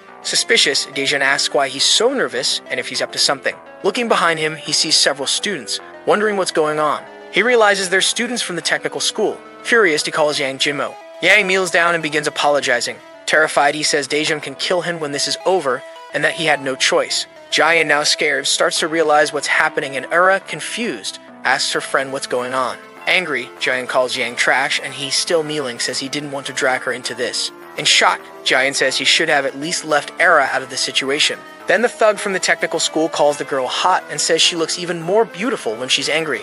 Another bully asks Yang if he's not afraid of Kim for kneeling to the enemy. Walking toward them, he asks why the bully is kneeling. At that moment, the new kid calls out to Yang. With a murderous glare, he tells Yang he'll kill him later, leaving the bully utterly terrified. One of the technical school students asks if that's the guy who defeated 4 students at once, and his friend replies that the 4 who lost must be idiots, saying Daejun looks pretty weak. Jinwoo says the new kid is probably bringing his school down, but that they shouldn't let their guard down, because he and Jungmin have already seen Daejun's true strength. Then one of the students crosses his arms, wondering if Daejun is as strong as they say. This is Min Byung-won from the technical school, and he asks to attack first, saying he wants to find out just how strong the boss of Jumryeon High is. The bully boasts that he's ranked in the top 10 among the first-year students at Bonjin Technical School. As he gives his speech, Daejun wonders where he's looking. Irritated, the bully calls Daejun a pitiful weakling. Daejun says he's looking right at him. Min responds, saying he's not sure if Daejun's really looking at him, but if he's going to fight, he should hurry up. Acting strange, the bully claims he has a unique secret ability and has developed a vision that transcends that of normal people. Running toward the transfer student, he says no one has survived after looking into his eyes. His friend laughs, saying if that were true, they'd all be dead, and that Min is bluffing, but his words are somewhat believable. He then remembers when he faced Min in the past and how it was difficult because of his eyes. You need to look into your opponent's eyes to respond to their attacks, and because of this, it was hard to dodge Min's strikes. Even though he beat Min with his wrestling skills, he doesn't know how the new kid will handle it, but he knows it won't be easy. However, contrary to Min's boasting, Daejun already has him in an arm lock. Shocked, Min asks what happened, saying the chokehold is perfectly locked in. Because of that, he doesn't even know if his friend is conscious or not. Frustrated for not even being able to tell that, since Min's eyes always look the same, Daejun looks at the situation and tells Min to tap out. But the chokehold continues, turning Min's face red, while the protagonist shows no reaction. This makes Jongmin start to worry. All the bullies are left in shock. Dropping Min to the ground, Daejun asks why. He asks if they really thought he'd let go of their friend just because they asked. He questions if they came here with the intention to kill, since they dragged innocent people into the situation, and because of that, he's going to fight with the same determination to kill. One of the students says Daejun still doesn't get what's happening, and that defeating one of them doesn't mean anything because there are still 9 more. Another student asks if Daejun thinks he'll be the last one standing. The protagonist walks over to Era and asks her to hold his backpack, telling her to stay back because things are about to get dangerous. Blushing with embarrassment, her friend says this isn't some romance webtoon. Walking toward the bullies, Daejun stretches and tells them to come at him all at once. The students plan to surround the new kid and attack him with 5 people first, and if he falls, they'll all stomp on him. So they begin walking to set up the formation, surrounding Daejun with 5 people. He observes the situation and thinks about what to do. He decides to go after one near the wall, throwing himself at him with full force, slamming him into the wall. After that, he delivers a punch to finish him off. At that moment, one of the bullies curses at him and charges forward. Grabbing some dirt from a nearby pot, Daejun throws it directly at the bully to confuse him. At the same time, a blonde guy comes in with a powerful kick, which the transfer student catches, immediately throwing him to the ground, dodging another punch right after. Daejun responds with a right uppercut under the bully's chin, and kicks the blonde guy directly in the face. Shocked, Yang says he knew the protagonist was strong, but didn't realize he was this strong, wondering if he might be able to defeat Kim Myeonjun and Yoo Ji-seok, and that he could even become the leader of the entire first year. Correcting himself, he says that not only can he do it, he's certain Daejun will. Terrified, the weird kid asks his friends what they're doing and tells them to attack now. They rush in all at once, but the protagonist starts running too, easily dodging a punch. He counters with a left hook to the ribs, then finishes with a right punch to the face. Another one charges at him, but gets kicked before even getting close. Spitting out saliva from the stomach blow, he receives another kick directly to the neck, collapsing to the ground. Now only the 2 main bullies remain.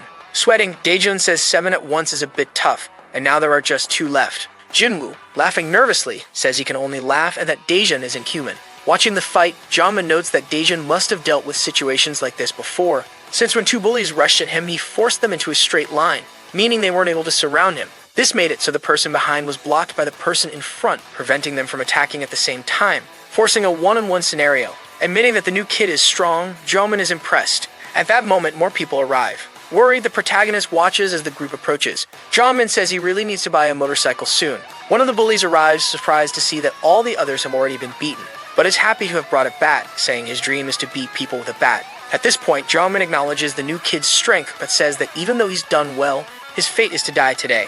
Uncertain about what to do, Daejun scratches his head while assessing the situation, and Jongmin asks if he really thinks he can handle this alone. Someone arrives asking if Daejun is really alone.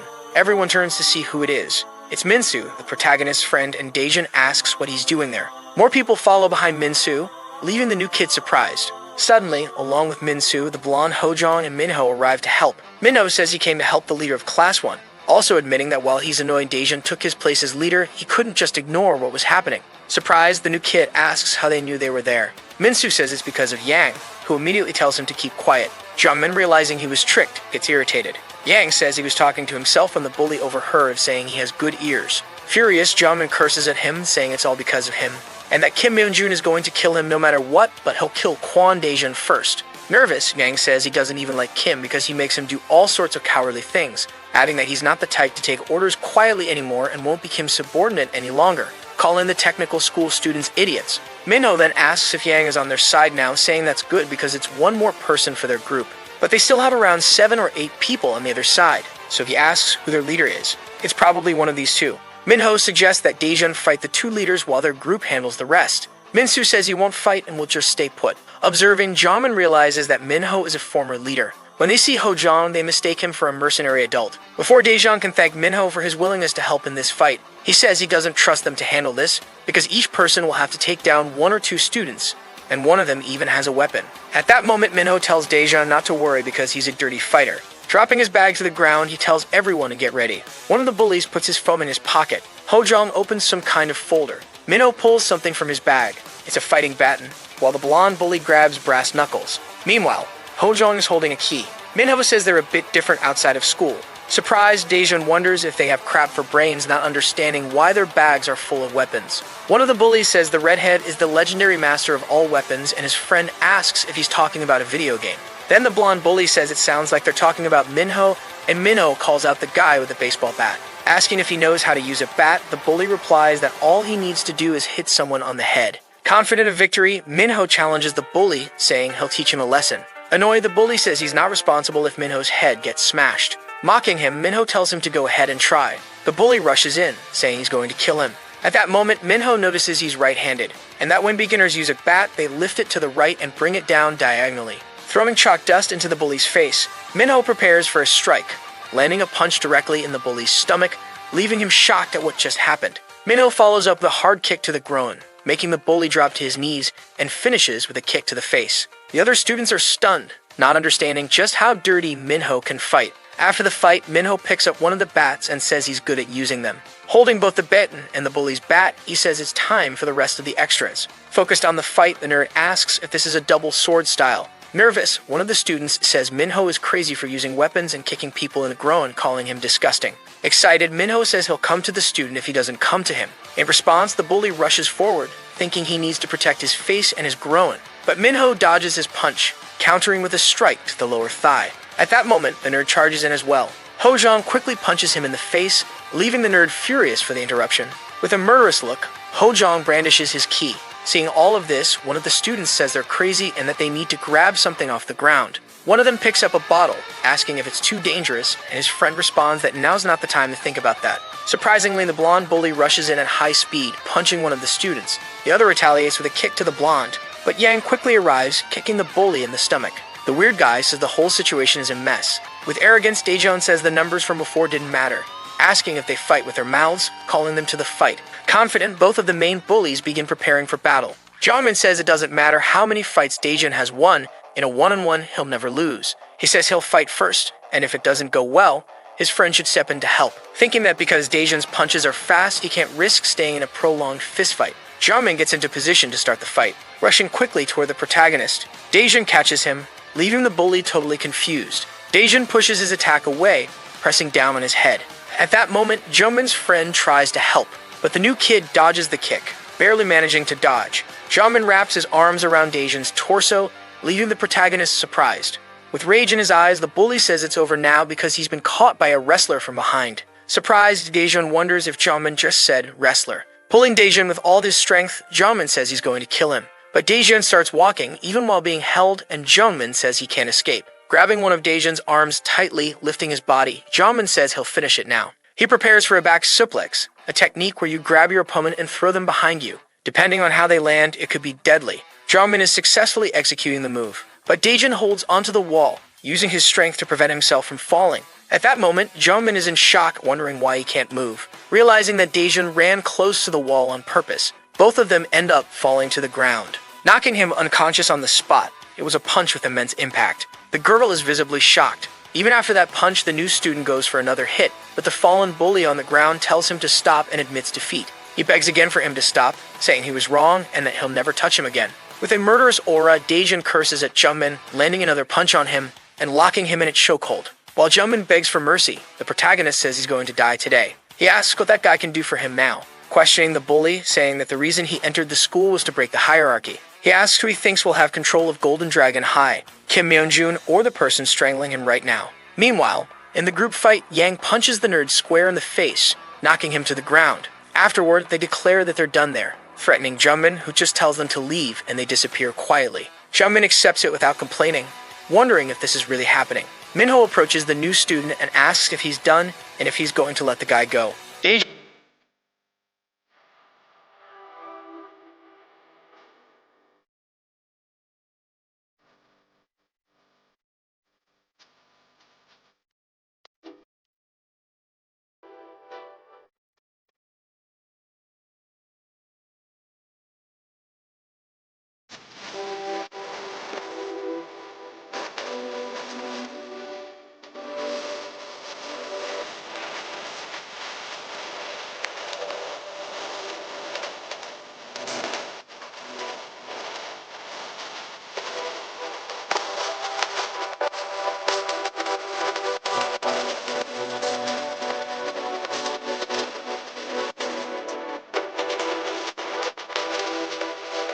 Daejeon says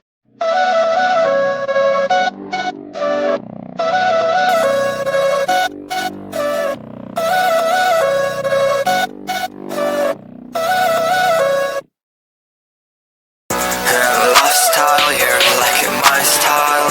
Много денег делал, но однако не устал. Я lifestyle, делал lifestyle. Она захотела показать, не покал. Я не факел, я свечу, как свечка свеч. Они захотели с меня трипать, я дику картечью. Если заходишь ты в мой дом, то не отличайся речью. Делай как я, отлично, обзнали наличные. Что-то там на личном, что-то на неприличном. Они думают freedom, типа это бесплатный дом. Что это за дурдом? apologizes for everything that happened. Era says it's Yang Jimo's fault and not his, but her friend says that his very existence is a mistake. Shocked, everyone looks at her as she says that he uses bullies like toys, beating them up and bothering everyone around him by dragging them into his problems. She adds that they're all cut from the same cloth. Jaina finishes by saying that he solves everything in childish, cheap ways, and suggests he go somewhere quiet and just die. Then the two girls walk away. Hojong admits that she's right, but he's still hurt by it, while the blonde guy says there's no arguing with her words. At that moment, the protagonist says nothing. Yang stays silent too, while Era looks back at them. A bit later, Era asks Jina if she's alright. Jina apologizes, saying she let herself get carried away by her words, but that it's something she hates. Thinking to herself, Jina concludes she doesn't care about the transfer student anymore, and at least he doesn't seem like someone who'll get involved in her plans. Then Jina says she's going somewhere else. Era realizes she's going to see Jiwoon, and Jina confirms it, saying she missed him today. Era says goodbye to her friend. Worried, Era thinks her friend must be more sensitive today because of her younger brother. Walking along the sidewalk, she reflects that the day was worth it, even though she didn't get to eat tteokbokki, and that Jimmo seemed to feel really bad for what he did. Back with the group, Daejeon puts his hand on Yang's shoulder, asking how he wants to die by drowning, and tells him he'll have to pay 10,000 won for it. Shocked, Yang says he at least wants to apologize to the girls before he dies. Daejeon says that yes, he should apologize to them and admits that Yang is bad, but there are even worse people out there. A while later at the hospital, inside a room is a 15-year-old patient. It's Jina's younger brother, lying in a hospital bed, breathing through a machine. As Jina watches her brother, she wonders if bullies don't feel guilty for doing all these things to others. She thinks that nothing justifies it, as they beat each other up for fun. She asks herself if they think this is all a game. Then it cuts to Kim complaining about dying in his mobile game. Saying that he died again in auto combat, he questions why that feature even exists if he keeps losing like this. He declares that he's going to uninstall this terrible game. Then he notices something approaching. It's Yang Jimmo and some of his classmates. Kim asks where Jungmin went and where he came from, telling him to take his hands out of his pockets. Meanwhile, Jina reflects on whether everyone is doing the same thing in the same way, wondering if they don't realize that this isn't a game. Yang starts walking toward Kim, staring him down, causing Kim to get angry. He clenches his fist in front of him, and Kim notices something happening. Quickly dodging Yang's punch, moving sideways, he calls Yang a bastard. Then he punches Yang in the ribs. At that moment, another student charges at Kim too, throwing a flying kick that Kim also dodges. Another student suddenly appears and lands a punch on Kim's face. One of the other students shows up, kicking Kim under the chin. Yang punches the leader of Class 6 in the face as well. All bruised and battered, Kim thinks about how terrible this group is. As the group unleashes their fury on Kim, Jenna wonders about putting herself in someone else's shoes and whether, when you have to pay for your mistakes, you'll feel regret and reflect on them. She contemplates the philosophy of an eye for an eye and a tooth for a tooth, questioning whether seeking revenge is the right path. Kim is desperate amidst all this chaos. He begins to run from the scene. The group chases him down the street at night. Kim continues running, glancing back. He crashes into a fixed sign on the ground. Yang approaches to land another blow, but Kim is faster and punches Yang squarely. Yang retaliates with a kick to his ribs, sending Kim flying onto the sidewalk. One of the students says they'll hit him lightly, and Yang says Kim is going to pay for his karma. Yang asks Kim if it was fun ruling for all that time, while another student says Kim looks cute and he's scared. Yang taunts that Kim can't do anything alone and feels like a fool, and now they'll never see each other again. At the hospital, Jenna reflects on how the world doesn't work in a rational way, and because of that, she's going to make them pay in a straightforward way. She promises she'll deal with the people who put her brother in that state. Then she begs him to wake up. The next day at school, the student tells another that he heard Kim got beaten up by Yang the day before. Showing a video of their fight, a hand appears at the door. It's the high and mighty group of Yang. Another student asks what happened afterward, and someone wonders if the boss has changed. Resting his feet on the desk, Yang Jinmo has become the new boss and asks if Kim Myeonjun didn't show up today. A lackey asks about deliveries and if they should continue doing them the usual way. Yang asks his friend what they should do, and he responds by suggesting they have a race and pick the fastest one to be the new delivery guy. Someone walks into the room with their hands in their pockets, catching Yang's attention. It's Daejeon from Class 1. He pulls his hand out of his pocket, acting a little shy, and asks what brings him to his classroom. At that moment, the new student congratulates Yang on becoming the new boss and says he must be having a lot of fun. A little nervous, Yang thanks him but admits he's not really enjoying it. Interrupting him, Daejeon tells Yang to decide if he's going to fight him as the boss or if he's just going to take a beating and get it over with. Yang asks Daejeon to hit him gently. Daejeon says it'll be gentle, then gets ready to punch him. He lands a strong punch right on Yang's face, leaving a clear mark on his cheek. As Yang falls, he thinks he's feeling much lighter now, almost as if he's flying because he feels so light. But then he panics, thinking that he can't really be flying just from a punch. Looking at his body from the window, Daejeon looks back and says that since they're a gang, they should get a beating too. But one of the students quickly says they disbanded the group just 3 seconds ago. Putting his hand on the student's shoulder, Daejeon accepts what he said and warns them to live a controlled life from now on. All 3 students emphatically agree. One of them says his dream now is to be a crush can, while the other jokes about competing to see who can crush their life the most, admitting they're all doomed. The other students are left speechless by what just happened, and one of them remarks that this new student is the strongest person they've ever seen.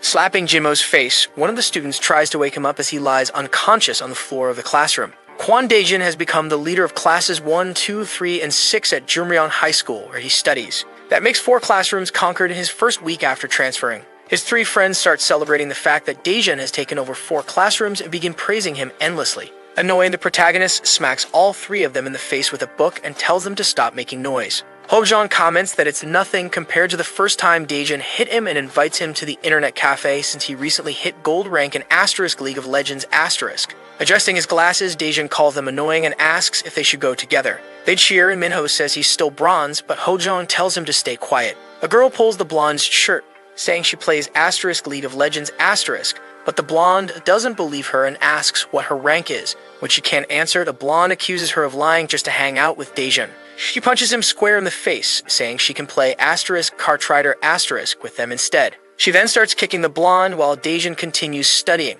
At the same time, in Class 5, Jiseok is trying to get in touch with someone. His friend asks if Kim is thinking of dropping out of school. At that moment, Jiseok says that maybe Kim won't come to school anymore. Clearly interested, the girl says the new student is both handsome and good at fighting. She asks what Jiseok plans to do now and if he isn't confident enough on his own. He admits he is. The girl remarks that Jiseok shouldn't have been greedy about the ranking or he should have formed an alliance with the other guys. Jiseok explains that the remaining classes for a potential alliance are 4, 5, 7, 8, and 9. At that moment, Jiseok finds the girl's comment strange and asks if she really doesn't care about the ranking. She confirms that she doesn't, but then remembers the protagonist without his glasses, thinking she can't believe the word Appa came out of her mouth and wonders what she should do about him. The next day at school, in Class 1 where the protagonist is, his friends arrive and the blonde asks if Daejeon is already in class, asking if he made it home safely the night before. He then asks if Daejeon is already studying, to which the new student confirms and asks why. The blonde then says Daejeon is better at studying than at gaming, making him sweat nervously. The day before, the blonde had been yelling for Daejeon to use his ult, but they ended up losing the match. He asks why the new student said he would carry the team, and if he's sure he's gold rank. Daejeon replies that it's better not to get too caught up in the game while his hand shakes on the mouse. The girl then asks if he wants to risk his life for a game, and the blonde looks confused by the question. She tells Daejeon not to pay attention to him, saying that in the end, these boys who risk their lives gaming don't know much, and Daejeon thanks her. Playing another game, she asks what he's doing blocking the track. Slamming her hands on the table, someone approaches the students, catching the girl's attention and pointing to a sign that says it's forbidden to rage, saying they're all kicked out. Feigning a cough, Daejeon says that if they had been kicked out, he would have shown his real skills since it's been a while since he warmed up his fingers. He stands up, saying he needs to go to another class, and his friends ask why. Removing his glasses, he says it's nothing special, just something he needs to take care of. As he walks, he reflects that the project he's involved in isn't simply about beating up troublemakers, and that the ultimate goal is to reform the school's image. Arriving at Kim's class, he asks about him. When he gets there, one of the students asks what he's doing in this classroom, mentioning that they're living a quiet life. At that moment, Daejeon asks about the boy's hand. The boy says not to worry, as his hands have healed enough that he can wiggle his fingers. At that moment, the new student strikes between the boy's hands. The student flinches, and the protagonist reminds him that he should have stayed quiet. As Daejeon leaves, he tells the boy to live that way now, and if he complains, he'll lose his hand. Now he's in Class 3, keeping the troublemakers under control so they don't get out of hand. When he arrives, he notices that Shim Sangbo's gang never shows up at school, and that the class is much better now. At that moment, he thinks the next stop is Class 6. In Classroom 6 at the school, we see several students chatting and causing a ruckus. Suddenly, someone slams their hand on the desk with force. Yang says it's way too noisy and tells everyone to quiet down and study. One of the students can't believe Yang is about to start studying and asks if he hit his head. In his thoughts, Yang knows that Gina is the top student in the school, and to be worthy of her, he needs to be as well. Then, a girl calls out to him. It's the queen, Bak Suzy, who tells him to study quietly. Embarrassed, he apologizes. His friend asks why he's being so bold and says that no matter what they do, they will have to live a controlled life. Bak Suzy is getting stressed out, and she recalls her previous encounter with the protagonist. She then calls Yang, telling him to come quickly. Yang quickly stands up, apologizing. Suzy asks if he remembers that day, and Yang asks which day. She reminds him and asks if he knows she didn't call Daejeon Appa.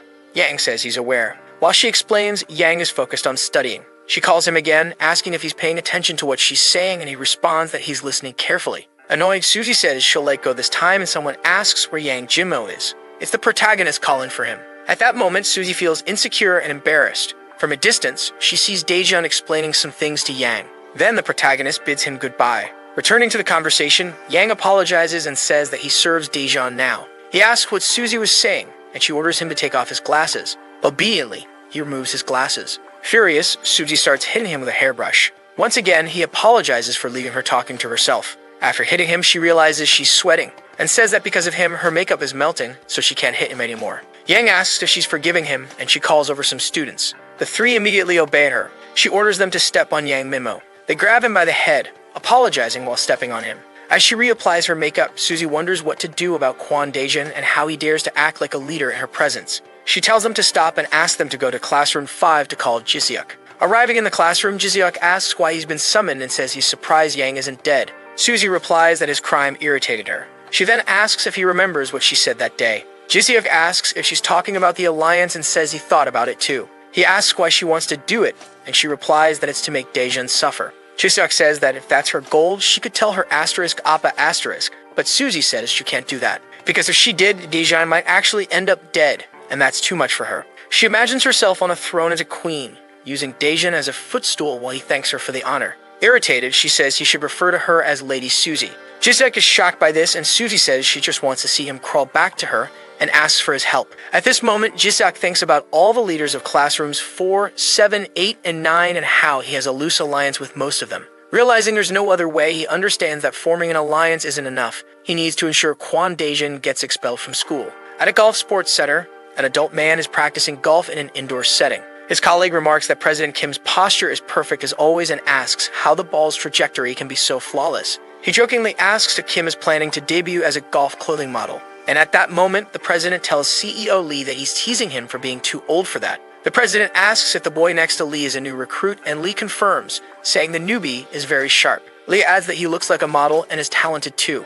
Then, Director Lee enters the conversation, saying she's there to give a detailed report on the project's progress. The president starts reading the report and comments that it's interesting, concluding that Kwon Daejeon is really incredible. He asks Director Lee to schedule a drink with the principal of Bong High School as a favor, and she asks if it'll be at the usual place. He responds, where else would it be, which irritates her. Continuing his golf game, the president tells her to let Daejeon know to keep up the effort because after this, he'll handle everything. The director acknowledges and is dismissed. Her colleague comments that it seems like he's been enjoying himself a lot lately. He responds that he's bored and they need to do something together. Later, in the late afternoon during sunset, there is a business establishment. Inside, a meeting of several class leaders is taking place. Yoo Jiseok, the leader of Class 5, asks if everyone is present. Kwak Do-shik, leader of Class 8, asks if they really need to take attendance since there are only 5 of them there. Hu Sung-hwa, leader of Class 7, says he doesn't feel comfortable being around all of them like this. Park Do-jin, leader of Class 4, is watching the video where Kim is getting beaten up. Lee Sun-hoon, leader of Class 9,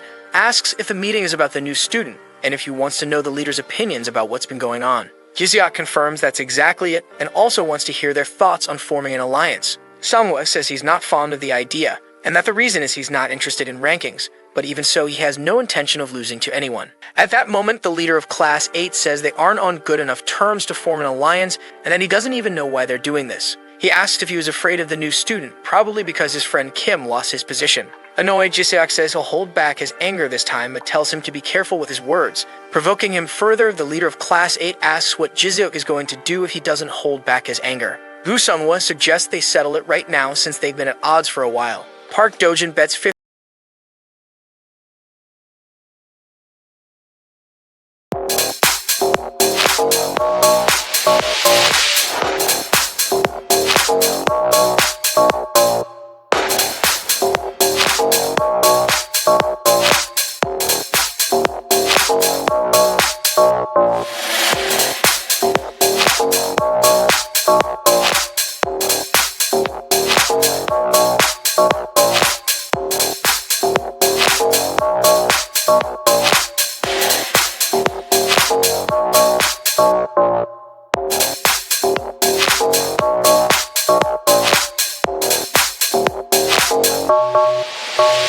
Let's wake up by sound scout.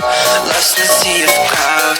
Colors painting, yeah. Got my friends full of rods, yeah. Boss and how the money will work. Park says he doesn't want to share the money and leaves as well. Stretching, Quack says he's going too and that this was a waste of time. He adds that you should have thought things through before coming up with this idea. Yu tells Quack to stop now, reminding him that he said he'd only hold back his anger once. Confident, the leader of Class 8 challenges him to a fight, saying he'll kill him, and that this will be a perfect warm-up before his dance practice. Lee asks both of them to calm down, saying it's not the right time for this. Irritated, Quack says it doesn't matter and that Yu thinks he's tough just because he can't control his own anger. Adjusting his glasses, Lee suggests they postpone the fight for now and asks if they don't want to hear what he had to say. Meanwhile, back in Class 4, Park slams his fist on the table. He says he hit it wrong and it's another student's turn to hit. One of his friends asks how the meeting went and Park says it was just about the new student and that the others are just a bunch of idiots. The leader then looks at his book and asks if the student turned the page. The student confirms and apologizes, but Park asks why he's apologizing and calls him up for another round.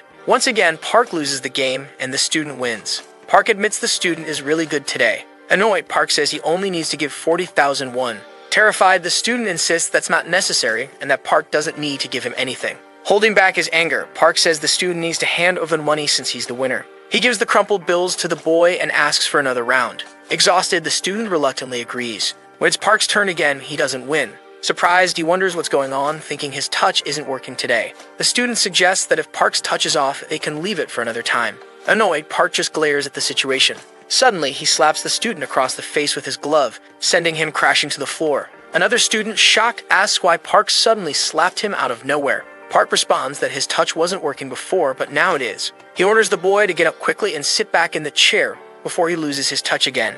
In pain, the student agrees and goes to sit, while Park tells him to stop crying. Threatening him, Park says he's going to hit him again. Terrified, the boy instinctively covers his face with his hands. Laughing, Park teases him, saying he's scared, and his friend comments that it's cute. Changing the mood, Park demands to know why the boy still hasn't sat down yet. The student then simply accepts the orders because he's already been beaten enough. His hand is trembling, eager to start this game already. With a murderous glare, the bully becomes very irritated seeing the student's hand shaking so much over a simple coin game. Feeling scared, the student calls out to Park, asking if he can back out of this. Unsettled by the question, the bully merely asks if he's really going to quit, while the student apologizes and says he'll bring more money for the next round. Laughing at the situation, the bully says he'll take all the bet money to let the student back out. Perplexed, the student asks if he's going to take all the money, and Park just says, "That's how the game works when you quit."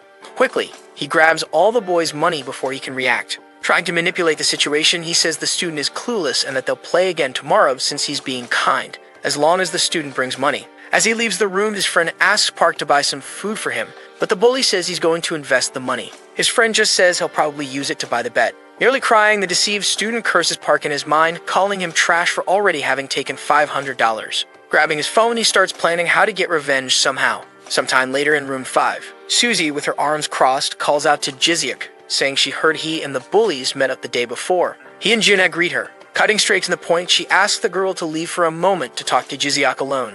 Feigning friendliness, the girl says they can chat freely. As she leaves, she curses Susie in her mind, wondering who she thinks she is to try and boss others around. Buck confronts Yu, asking if he's going to keep laughing with other girls, and he says he hasn't done anything. Getting straight to the point, he says there won't be an alliance for a while, and that they decided to just observe. Confused, she asks what he's talking about. Returning to yesterday's meeting, the leader of Class 9 says the day to collect the money is coming soon, and that's the reason anyone aims for class leadership. Because Jumryong's gang collects the money in a completely different amount, and inevitably the strongest people gather around them. He concludes by saying that the two may have different motivations, but the motivations of Gu Sumway and Park Dojin are clear and straightforward. They're both greedy for money, and even though they may not seem to care about the ranking, they could act before the money collection.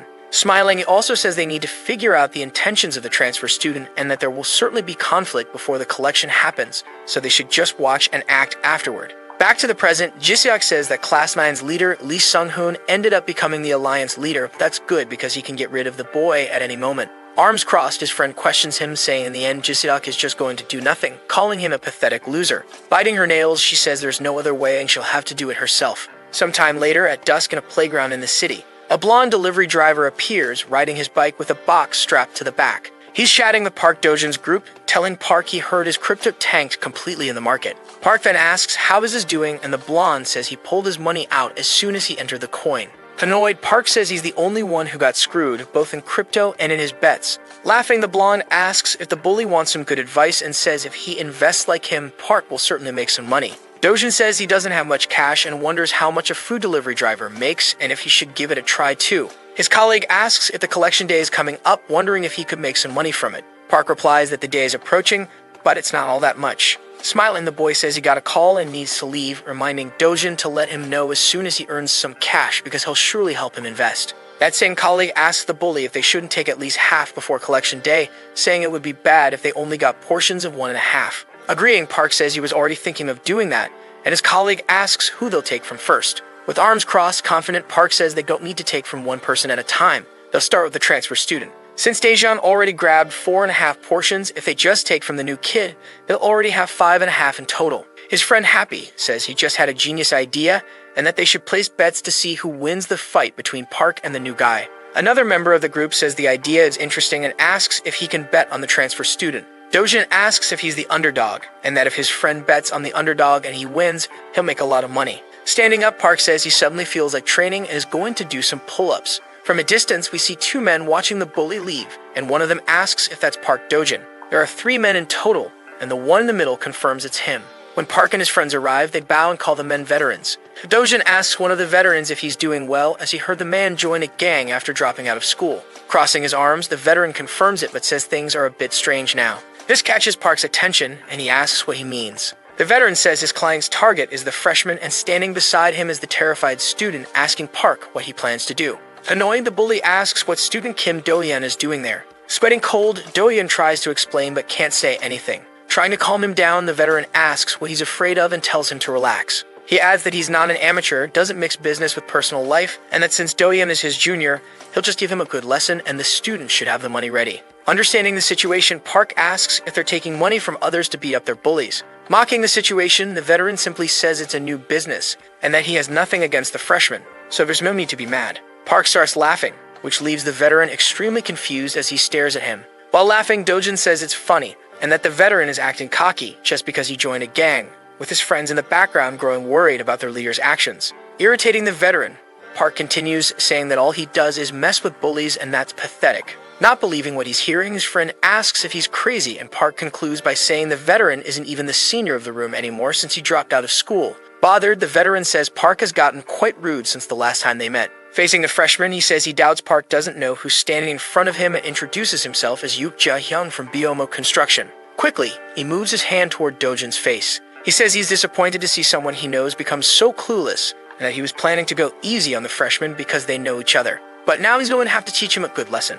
Park then senses a punch coming. He gets hit in the face by his veteran, but the veteran is surprised when he realizes it was actually Do-jun who threw his face into the punch, questioning why he would do that. With the fist pressed against his cheek, Park says the veteran's punch has gotten softer and asks if he thinks he can teach him something. Then Park lands a direct punch into the veteran's stomach, calling him a pig. The punch is so strong it makes the veteran scream in pain. Laughing sadistically, Park asks if his punches aren't sinking all the way in because the veteran's gotten fatter. Punching him again, Park wonders how deep he has to hit. The bully screams in pain again. With the veteran almost collapsing to the ground, Park asks if he wants to know something. He says that punching a lump of fat is disgusting and that the veteran should exercise a bit because he can't stand hitting his body. It feels too gross. Then he finishes with a direct punch to the veteran's face. The veteran falls to the ground, leaving his colleagues in shock. The student who hired them is now trembling with fear. Park then tells him not to go around acting tough just because he's big, saying it's only because he stuffs his belly, which leaves his friends even more shocked. Completely deranged, Park says it's just a pile of fat and dares him to come at him. Frightened, his friends say he's really crossed the line this time, calling him crazy and asking what's gotten into him. Park doesn't understand what they mean and says they tried to kill him for money. At that moment, he says if the student has enough money to feed the 3 little pigs, he must have quite a bit of cash. And if the student has that much money, he should have given it to them, adding that his friends don't need to get involved because all the money is his. The veteran's friends curse Park, saying he's risking his life over a few bucks. Without saying anything, the freshman goes after one of the veterans. He notices Park approaching.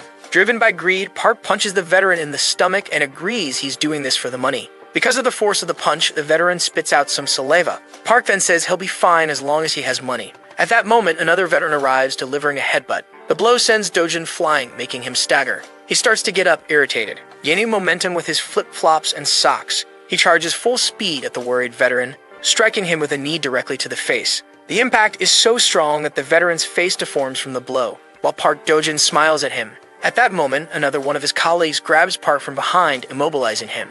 One of Park's friends rushes toward him to help, but the leader refuses, saying he doesn't need help. He jumps back with all his strength, leaving the veteran confused. Then Park manages to free himself, delivering a powerful elbow strike under the veteran's chin. After that, he spins 180 degrees and lands a perfect right hook to the bully's face, knocking him out cold on the ground. The student who paid the veterans is in shock from everything happening and can't stop sweating. Pumped with adrenaline, Park looks at the student and tells him to hand over the money unless he wants to die right now. Scared and panicking, the student screams and starts running, asking what Park is doing. Dojin, completely insane, starts chasing after the student and asks if he really thinks he can escape. While running after the student, one of the veterans appears, holding a baseball bat. At that moment, Dojin realizes what's happening and flexes his arms to defend himself from the blow. He feels scared because he didn't expect another reaction. Holding the baseball bat, the veteran curses Park and says he messed with the wrong person. One of Dojin's friends comes up behind the bully, delivering a body blow straight to his spine. Park is pleased with the help and prepares to finish off the veteran for good.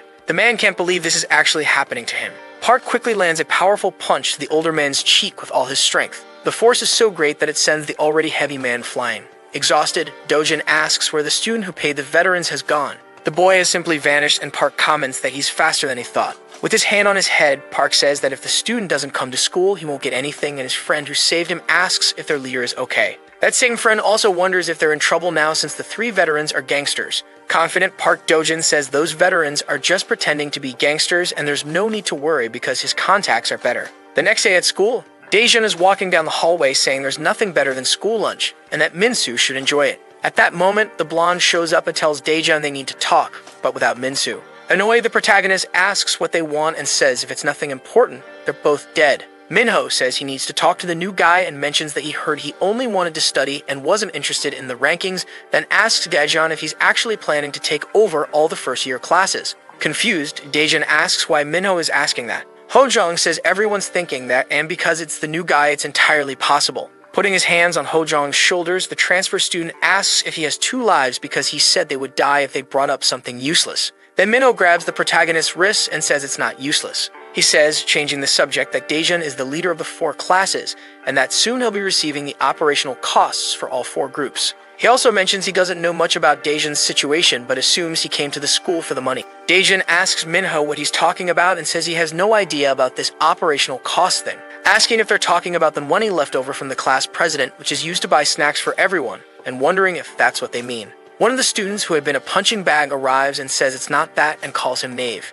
This student continues, explaining that on the surface, they call it operational costs, like it's legitimate money, but in reality, it's simply cash collected from other students. Behind the scenes, it's called protection money, and it's used to protect one class from another, and in the end, that money goes into the pockets of the class leaders. After the punching bag explains this, Daejun recalls when one of the bullies told him there are rules in this school, and that he didn't seem to know them. With a suspicious look, he wonders if this is the rule that Bully was talking about. The explanation continues.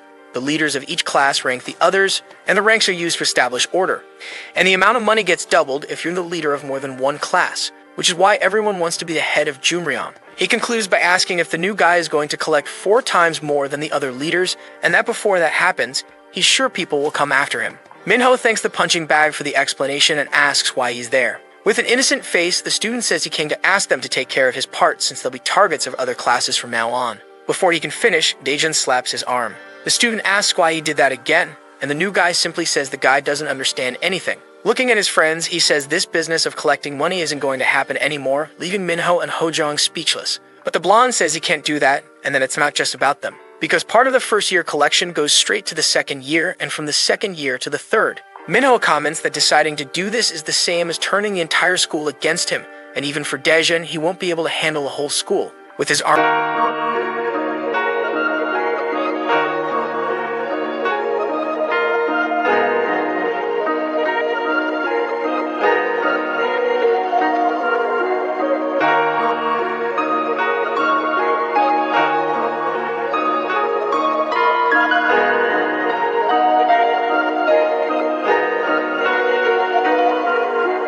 Я иду по улице, где снег искрится и ловит лунный свет, как будто бы ресницы. Замерзшие следы, как будто бы твои слова, что ты мне говорила, не знаешь, что права. Замерзшие следы на белоснежной чистой мгле, как будто бы мольбы небесные, явный яркий свет. По ним сердце мое болит, тихий еле слышный шепот днем звучит. To let Jinmo go. Staring at her, the new guy doesn't obey, and she repeats for him to let Jinmo go. Crossing her arms, Baek tells him to do it while remaining polite. She then repeats, asking if he didn't hear her, telling him to release Jinmo. Confused, the protagonist doesn't respond while Yang calls Suzy by name. At that moment, the girl says that even though he's done many things that make him deserve a beating, she's the only one who can give that punishment. Suspicious of the situation, Daejun says he has no idea what's going on, but according to the school rules, Class 6 is under his control, and that means he can do whatever he wants with its students, including Yang Jinmo. Walking up to the two of them, she asks if he doesn't know. Holding Jinmo's hand while staring at him, the girl says she's above those rules and that he shouldn't try to act like a leader in front of her, telling him to let go. At that moment, she pulls hard. The protagonist tightens his grip on Jinmo's wrist, questioning the nonsensical conversation and saying he won't let him go. Frustrated, Suzy asks if he really won't release Jinmo, calling him an arrogant jerk. At that moment, the new guy says that they're the ones who are arrogant. Elsewhere, we see a man telling 3 students that they have strayed from the path, becoming materialistic and obsessed with money and valuable items, and have disappointed him, saying that karma will make them become puppets of the devil stained by their greed, but that he himself will save them from this sin personally. 2 students stare at him in fear as he says he's not going to kill anyone. This is the second-year leader, part of the Path gang, named Won Ja-ok, saying he's only going to beat them to the brink of death. His second-in-command, Ju Gangmyeong, also comments, saying the students should pay up immediately. Park, with his arms crossed, says that sounds scary and asks if Ja-ok always beats people up, to which the second-in-command responds that he only does it when he feels like trash. Curious, Dojun asks how much money they managed to collect since they're in charge of the second-year students. The guy with glasses makes a gesture indicating 3 million won, and Park asks if they split all of that among themselves. The guy confirms they do. Happy with the information, the bully says he's really excited about it, and that he really wants to take down the transfer student. Then the bully with glasses asks what happened yesterday with that fight between the veterans, and Park says in that kind of situation, Ja-ok wouldn't be able to hold back. Seeing him beating up the students, Park says Ja-ok always advises him to be patient, but it's Ja-ok who's hitting students for being 1 day late in the payment. Changing the subject, Dojun asks if everything's okay, and the guy with glasses tells him not to worry, saying those veterans aren't even magic apprentices, just boasting about a non-existent gang to make money. After beating up the students, the bald guy looks back, saying it's not easy to walk the practical path of Buddhism, and tells Dojun that he needs to learn not to stray from the path he must walk. Confident, Park says he was thinking about taking over the entire first-year class, but before that happens, he has to take down the transfer student Kwon Daejun. Ja-ok says that's a great idea, adding that he shouldn't delay achieving what he wants, and that the idiots on the ground are stuck with their karma because they delayed what needed to be done. With a dark expression, he comments that he'll give them until tomorrow to hand over the money, and they'd better shave their heads along with their anguish and worldly desires before appearing in front of him. He continues saying their sins are too great, and that his fists alone aren't enough as punishment, so they'll have to shave their heads until they shine. Meanwhile, Park Dojun says he just had an idea. Walking calmly, Ja-ok says he heard about a new sausage bun at the store, and Park asks if he can eat it. The bald guy says yes, and invites him to come along to chat on the way. Returning to the previous situation, the two are fighting over Yang Jinmo. Baek Suzy tells the new guy to let go, but he says no. At the same time, while being jostled, Jinmo wonders if he's really that important to others and thinks that being treated this way isn't bad at all. Then the girl tries to pull him with force. Her arm brushes against the girl's chest as she asks why Daejun is so stubborn. With a suspicious look, Yang says that this isn't bad at all, and that it's so amazing he could die at that moment and be at peace. Curious, the protagonist looks at Jinmo and asks why he's making that face. At that moment, Suzy realizes where Jinmo's arm is resting. She starts feeling a mix of disgust and repulsion. Sweating with fear, Jinmo just stares at her, waiting for the inevitable. She then spins and lands a precise strike on his neck, making him bend over, throwing the boy away with her overwhelming strength. Looking to the side, she tells him he has 3 seconds to disappear from her sight and starts counting. She gets to 2 as Yang desperately asks her to wait, but she reaches 1, making him run like crazy while screaming. They can't tell, but Jimmo is actually running joyfully, blushing, likely because of where his arm had just been. Staring at Daejun, Suzy says she doesn't care about that jerk and that she has another reason for calling him, which leaves the new guy confused. Then she grabs him by his jacket, throwing him hard against a post. While holding onto his jacket, she tries to say something, but Daejun just watches, unresponsive. Blushing, she gets closer to his face and he asks what it's about. Then Suzy lowers her head completely, which confuses him.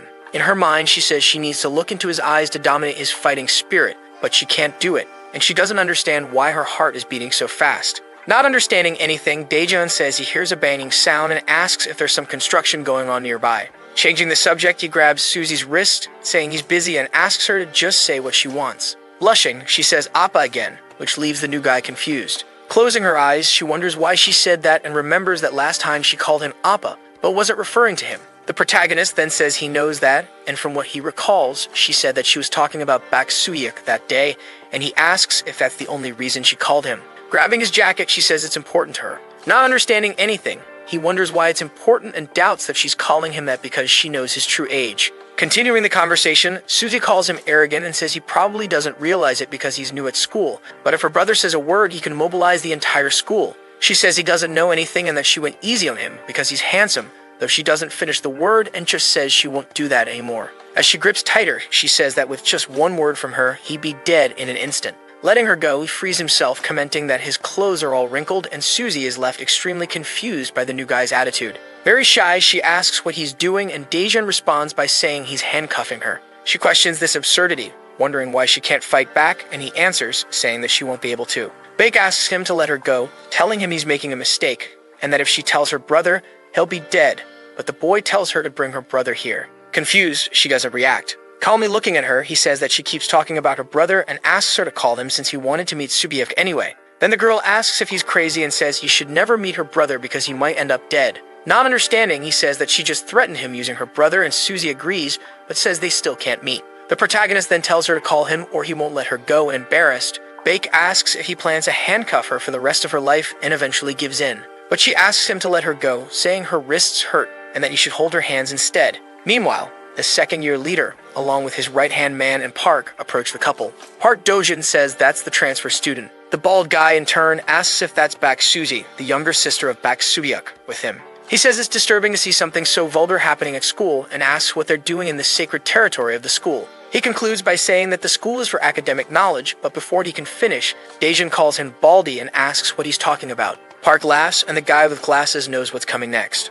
Annoyed, the bald guy asks what he means by that. Daejun says nothing. He recalls a moment in his old job when he told his boss that he was getting white hairs. As he went to pull them out, his boss told him not to touch them because each of his white hairs was precious. Then he calls the new guy a brat and asks if his dad doesn't also have a lot of white hairs on his head. Thinking about it, Daejun says he doesn't know and that he's never seen a white hair before. As his boss walked away, he told him to throw out everything that was to be discarded that day, but Daejun didn't understand, and his boss yelled at him again to throw it all away. Back in the present, the transfer student apologizes for calling Jaeok Baldy and emphasizes that he wasn't mocking his hair loss, but in the end, it doesn't matter. At that moment, Park Dojin starts laughing uncontrollably, shouting that the boy is really funny and that he likes him, unlike his right-hand man who didn't appreciate the situation. After laughing until he cried, the bully explains that Jaeok didn't lose his hair, he chose to shave it, but admits that in the end, he's still bald anyway. Whispering, the guy with glasses tells Dojin that his boss really did choose to shave his head, but at the time he was also dealing with hair loss. Dojin apologizes after hearing this information. Excited by the gossip, Park tells the transfer student that the bald guy did suffer hair loss for a while, all while the bald guy listens, clearly irritated. The second-year student with glasses, waving his arm, says they really are first years and asks them to go somewhere else. Not liking this kind of talk, Daejun asks who he is to decide when they can leave, and Bak Suzy comments that he's Ju Gongmyeon, a second-year student named Jaeok. The leader confirms who he is and tells them to disappear before he stops being merciful. Unfazed by it all, the new guy says he understands, but that, in any case, he arrived at the spot first, so if anyone needs to leave, it's Jaeok. Nervous about the comment, Suzy questions the transfer student, asking if he's crazy. Not believing the boy's audacity, Jaeok asks if he misheard him. With a menacing expression, Park starts laughing again, saying the new guy is insane. The The bald guy says he understands what Daejin meant and concludes that in that case he can do whatever he wants. Looking worried, Suzy takes out her phone and calls someone, addressing them as Appa, asking where they are. Not liking the turn this conversation is taking, the guy with glasses tells Jaok to calm down, mentioning that Suzy is Bak Soo-hyuk's sister. He notes that she never calls anyone Appa under any circumstances. Realizing that she's actually calling her brother, Suzy confidently smiles and asks him if he's on his way. The 2 second years just stare at the girl, waiting for what will happen next. Curious, Daejin also asks Suzy if her brother is really coming, and with a calm expression, she says over the phone that she's going to hang up now. On her phone, we can see she really was in a call with a contact saved as Appa. After ending the call, Suzy faces the two, and while holding on to the new guy, asks if they have anything else to say. If not, she can leave and deal with Daejin. Being cautious, the student with glasses tells Jaok that it would be reckless to hold the two right now, but that doesn't mean they're weak for doing this. There's just no way out of this situation. Completely changing the mood, he waves and smiles, telling Suzy she can go, and to tell her brother he says hello. As an arrogant and assertive girl, she says he can tell her brother that himself and that she doesn't have time to bother with useless people. As they leave, the guy with glasses comments that even though Bak Suzy is a freshman, they can't mess with her because of her older brother, and that's what saved them today. He then asks Jaok if he's okay, and Jaok confirms he is. Completely irritated with a murderous aura, Jaok questions his colleague, asking if he really looks okay, to which the guy replies that Jaok is furious. The bald guy concludes by saying that Dojin really chose a good ally. He says they'll deal with the two later, but Park doesn't accept that his plans have been delayed. Looking at the protagonist, he says he doesn't have time to wait, and that it would be worse to let the new guy get away like this. With the predator's gaze, he says he can't take it anymore and can't let him go like that, and the guy with glasses already notices the bully's strange aura. At that moment, the second-year student asks what Park Dojin is thinking, reminding him that he said to let the two go in peace. Completely ignoring everything said, the bully replies that this is going to be great. He rushes quickly toward the two with a predatory look, saying he wants to see what happens. He's getting closer to them, and they don't seem to have noticed his presence. But Daejin doesn't waste time and senses something.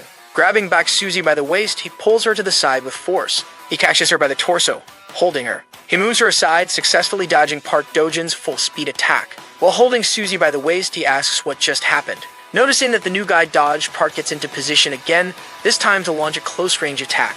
Gaining momentum and jumping toward the new guy with a terrifying smile on his face, he tries to land a right punch, but Daejin quickly dodges. He twists his torso, this time attempting a punch with the outer part of his left arm, but again he misses. Spinning to the right, he tries another punch, which the protagonist dodges. Daejin prepares for a counterattack with an open hand. He slaps Park directly on the cheek with his palm. Park is stunned by the hit, but within milliseconds, he regains his composure and looks at the protagonist with a grin.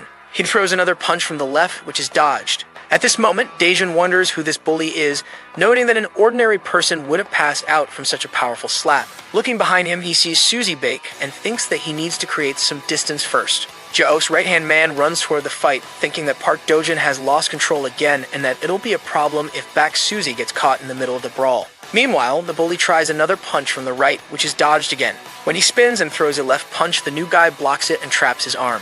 Deflecting the bully's entire attack, Daejin notices an opening.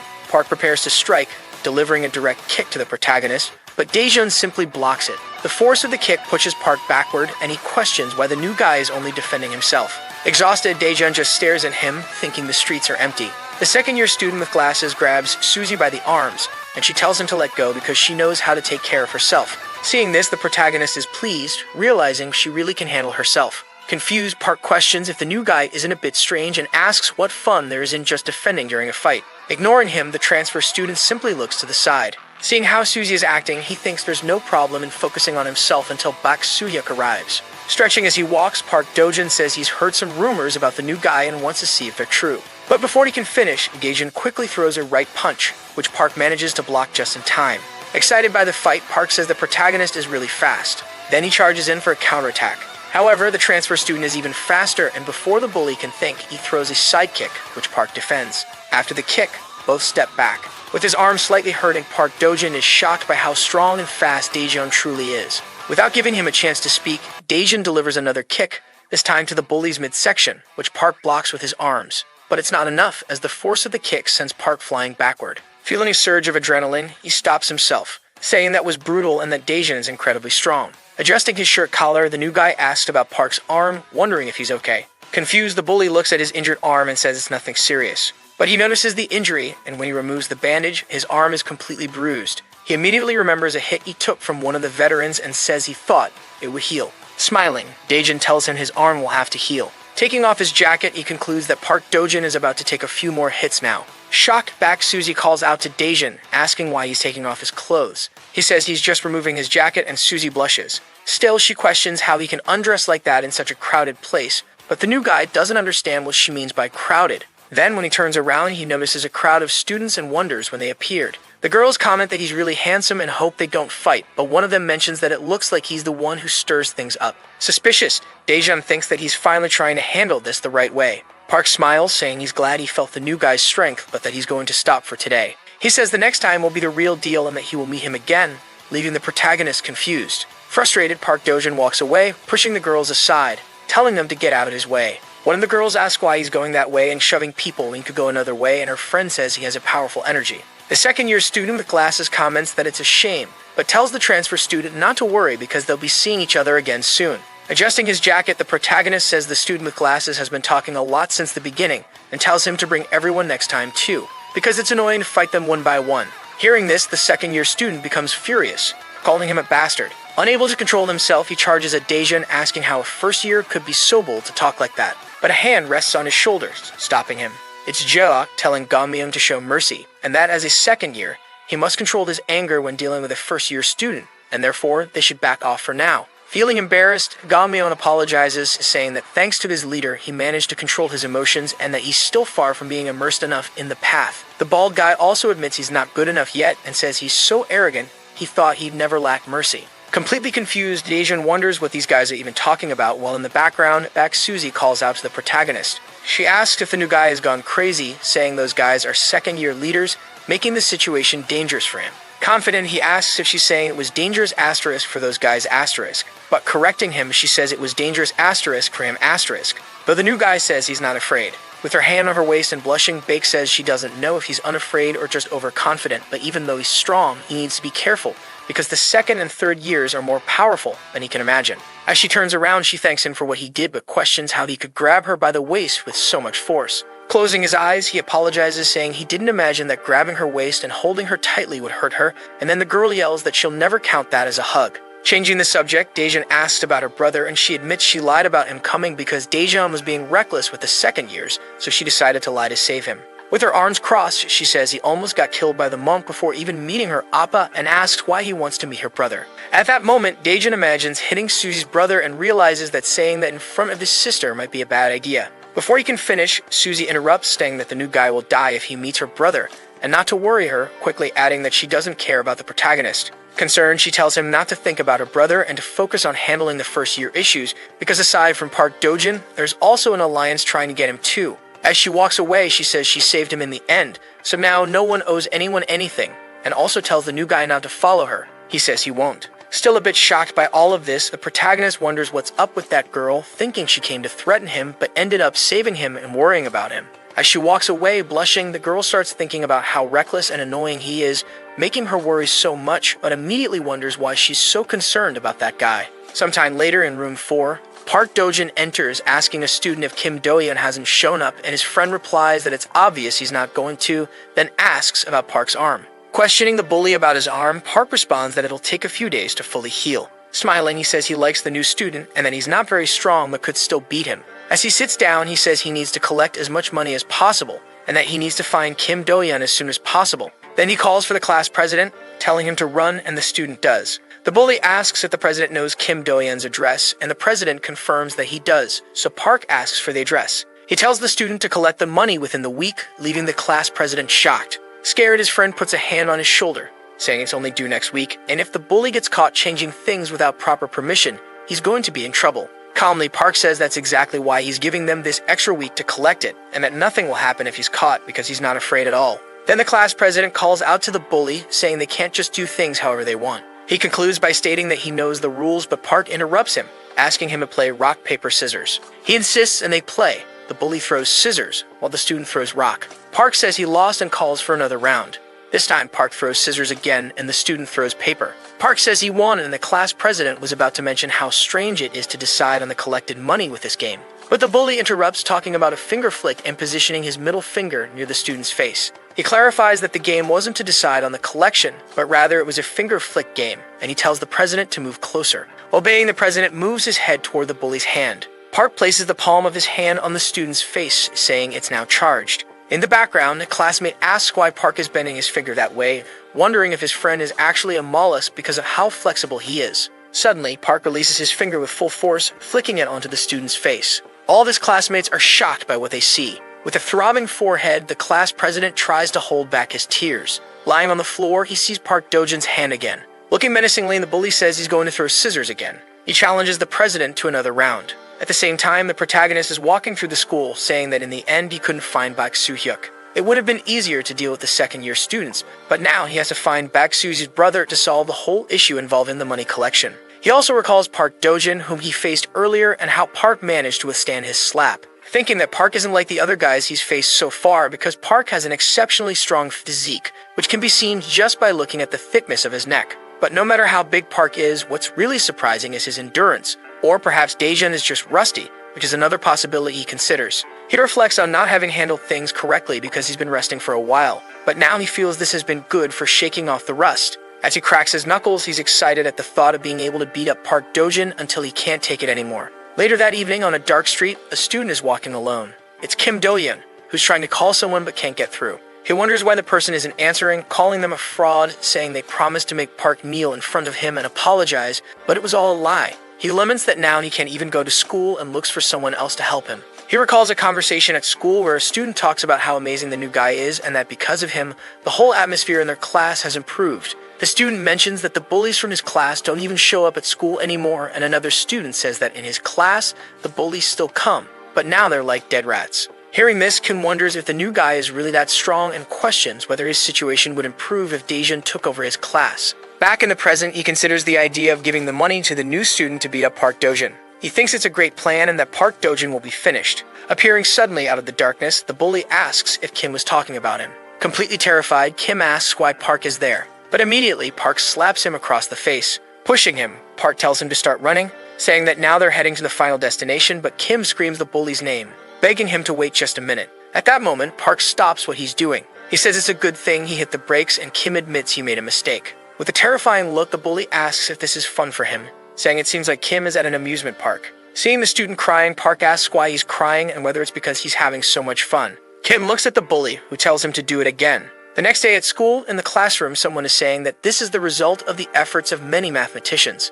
It's a math problem, and one student says he's not good with numbers, while another says he'll explain again. The student explaining is Minho, who says that every weapon follows the same principle. You have to calculate both the weight and the distance, and especially the angle. Excited, the blonde student asks if now he can slowly use the bat, but Minho replies that there's an order to everything and he'll need to know the formula first. Meanwhile, in another corner of the room, Yang Jin-mo is celebrating his victory in the English quiz against Daejun. A girl in the group leans on his shoulder and says she gave him a hint, but the new guy responds that he didn't see any hint. Blushing, she says the hint was about the place where he promised to do jujitsu with her, and confused, he says the word was bed, not understanding what she meant. Minsu is thinking about the fact that the protagonist claimed to have been studying, but in the end he lost to Yang in an elementary school quiz and wonders what Daejun has been doing all this time. Yang tells the new guy to study more, and Daejun presses his forehead, telling him not to get cocky and to take off his glasses and do it again. Curious, Minho asks why Yang came to their classroom to do a quiz, but Daejun wonders if they're getting too close. And after that, the blonde asks if Minho is jealous.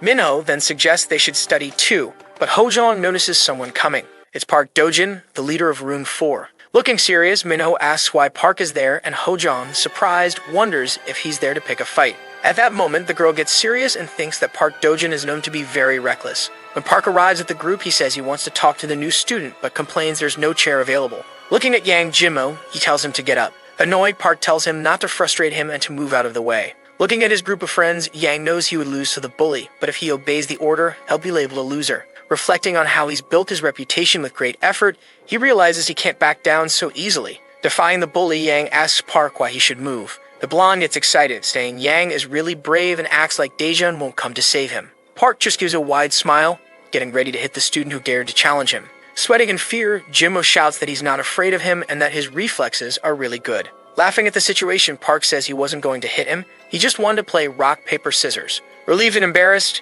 Jin-mo laughs, thinking he's safe since it's just a game. They play and Park picks scissors while Yang Jin-mo picks paper, so he loses. Smiling with his eyes closed, Jimmo says he lost and because of that will step aside so the bully can talk to the new student. Happy he wasn't cowardly or beaten, Jimmo thinks he's lucky to get away, believing he's only moving because he lost the game. As Jimmo starts to walk away, Park places a hand on his shoulder. Yang turns around only to be slapped hard across the face by Park Dojin, who shouts that he has to receive his punishment for losing. The force of the slap sends Yang Jimmo flying. The blonde says that it hurt him both physically and mentally, while Minho remarks that Park is really strong.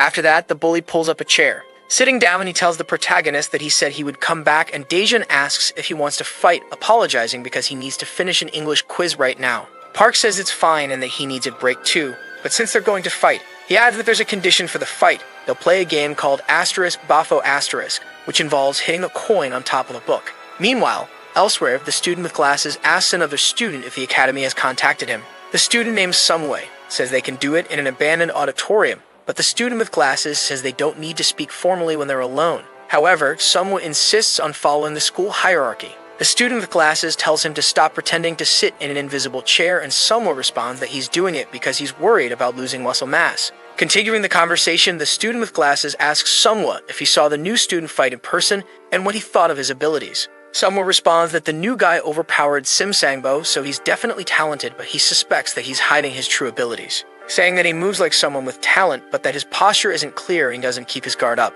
The second-year student then asks about Dojin. Sumway says Dojin is an interesting person, and that he bulldozes everything with his physical strength. He explains that Dojin is labeled as PF, which stands for Person of Strength, and that he possesses a unique strength only he has. Recalling the past, Sumway asks Dojin what he's doing, and Dojin responds that he's stretching. Flexibility equals elasticity, and it's this elasticity that gives the bully Park Dojin his great resilience. Opening the window, Park says they'll see each other tomorrow, and Sumway asks where he's going, noting that they're on the second floor. It's this ability of Park's that allows him to instinctively avoid a lot of damage. Back to the present, Sumway tells the second-year student that the result is that Park Dojin relies heavily on his physicality and has little technique, not to mention his explosive personality. He concludes that all of this affects Park from time to time, and the second-year student remarks that Dojin is a gamble and asks if he should trust him. Sumway replies that he doesn't know the answer but asks if the second year can imagine. That Park Dojin, who has no technique, started going to the gym and defeated all the members using just his physical strength. He wonders if it's even possible for someone as incredible as him to lose.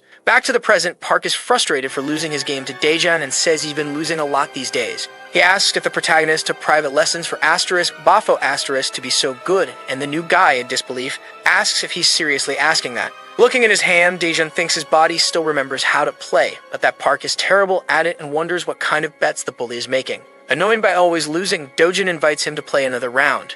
In response, Daejun says enough, questioning how many games they've played already, and says they'll just pretend Dojin won, which leaves him confused. Daejun says he'll accept the conditions Park mentioned earlier, and at this, Dojin gets irritated. But he stops, thinking about some kind of plan, realizing that now isn't the time to decide the winner. Accepting the proposal, Park tells the new guy that he can't complain later, and says the fight will be on Friday at the place he marked. Not caring, the protagonist just tells the bully to take care of his arm because he hates seeing him push through the pain. Minho stands up, telling Daejun to wait a moment. Placing his hands on the table, Minho says he doesn't understand why the new guy accepted defeat but questions if he really needs to accept Park's offer. Daejun responds that he should be grateful Park set up the ring for the fight. Annoyed, Minho says it's suspicious that Park wants to fight in front of the second years, and the new guy asks if it's really that suspicious. Park Dojin says the fight will be at the gym following the official rules, mentioning that he invited the second years to watch and that he doesn't fight dirty like someone else. Confused, Minho asks who he's talking about, and the blonde, knowing the answer, just says he doesn't know either.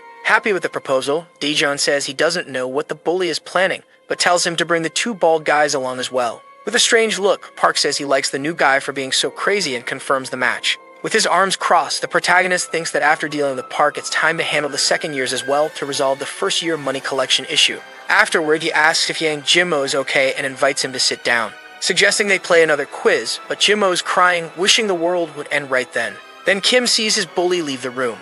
Hearing everything, he wonders if the new student's name is Kim Daekwon. Arriving at the new guy's classroom, he asks for permission to enter and asks if his name is Kim Daekwon, but Daejun has no idea what he's talking about. The girl clarifies that his name is actually Kwon Daejun, and the boy apologizes, saying he has a request to make. He starts to gather the courage to make his request. With his eyes closed, he begs Daejun to beat up Park Dojin, but to lose in the end. Confused, Daejun doesn't understand what he means. Annoyed, the girl tells him to explain himself properly, and not to show up acting weird out of nowhere. Kim concludes by saying that you should at least know the name of the person he's asking a favor from and that you should explain things clearly. Kim begins to explain, saying that Park Dojin has a hidden motivation called Toto, which is a betting sport, and that this also applies to the second-year students who bet on the fight between Park and Daejun. Furthermore, there's also a reason why the new student has to lose. Curious, the new student asks what that reason might be because he's not confident that he'll lose. He insists on knowing the reason, and Kim struggles to explain. Flashing back to that night, while Park has a weak student in a leg lock, he's looking at his phone,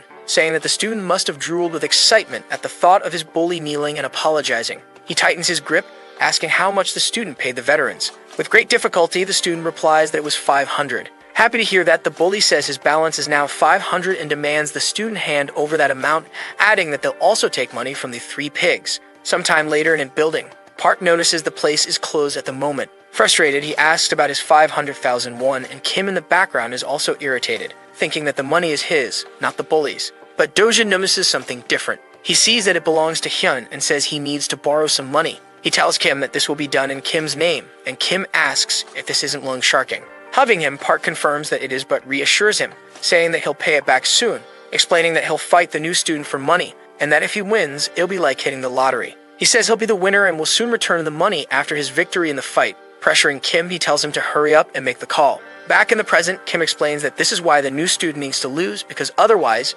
Kim won't get his money back. The girl then questions if Kim still wants the new student to beat Park Dojin, and he responds by saying yes. With a sweet smile, the girl asks if she can break Kim's neck if he wins, wondering if he's trying to die. Rushing toward Kim, the girl screams that he needs to say something that makes sense, while Minho holds her back, calling for Hojong's help. Then Daejun asks what Kim will offer in return for him beating up Park. Kim thought he would do it for free, but the new guy asks if Kim is good at English, to which Kim responds that he's really good. The new student says that's great, adding that there's no way he'll lose to Park, but he will beat him up, and suggests they meet after class. Kim, shocked, asks if Daejun is going to beat him up. The protagonist reassures him, saying that he just needs to have an English vocabulary match with Yan, who's lying on the floor, and that's why he needs Kim's help. Blushing, the girl offers to teach him English instead, but the new guy just stares at her while sweating and stuttering, trying to say something. Telling Kim that they'll start today, the boy, now a little happy, agrees. Deep in thought, Daejun considers that beating up Park Dojin isn't a big deal, but he decides that it would be crossing the line if he interferes with things happening outside the school. After some time, the day comes to an end with a beautiful sunset. In a part of the city, someone calls out to Daejun, who responds by asking what's up. It's Kim, who's walking with the protagonist, and he comments that the new guy seems very confident about beating up the bully Park Dojin. He then asks why Daejun doesn't bet money like Park Dojin does, and while this happens, Daejun is reading a book saying that Da means money. Kim replies that he can't bet because he's a failure, but that Daejun can.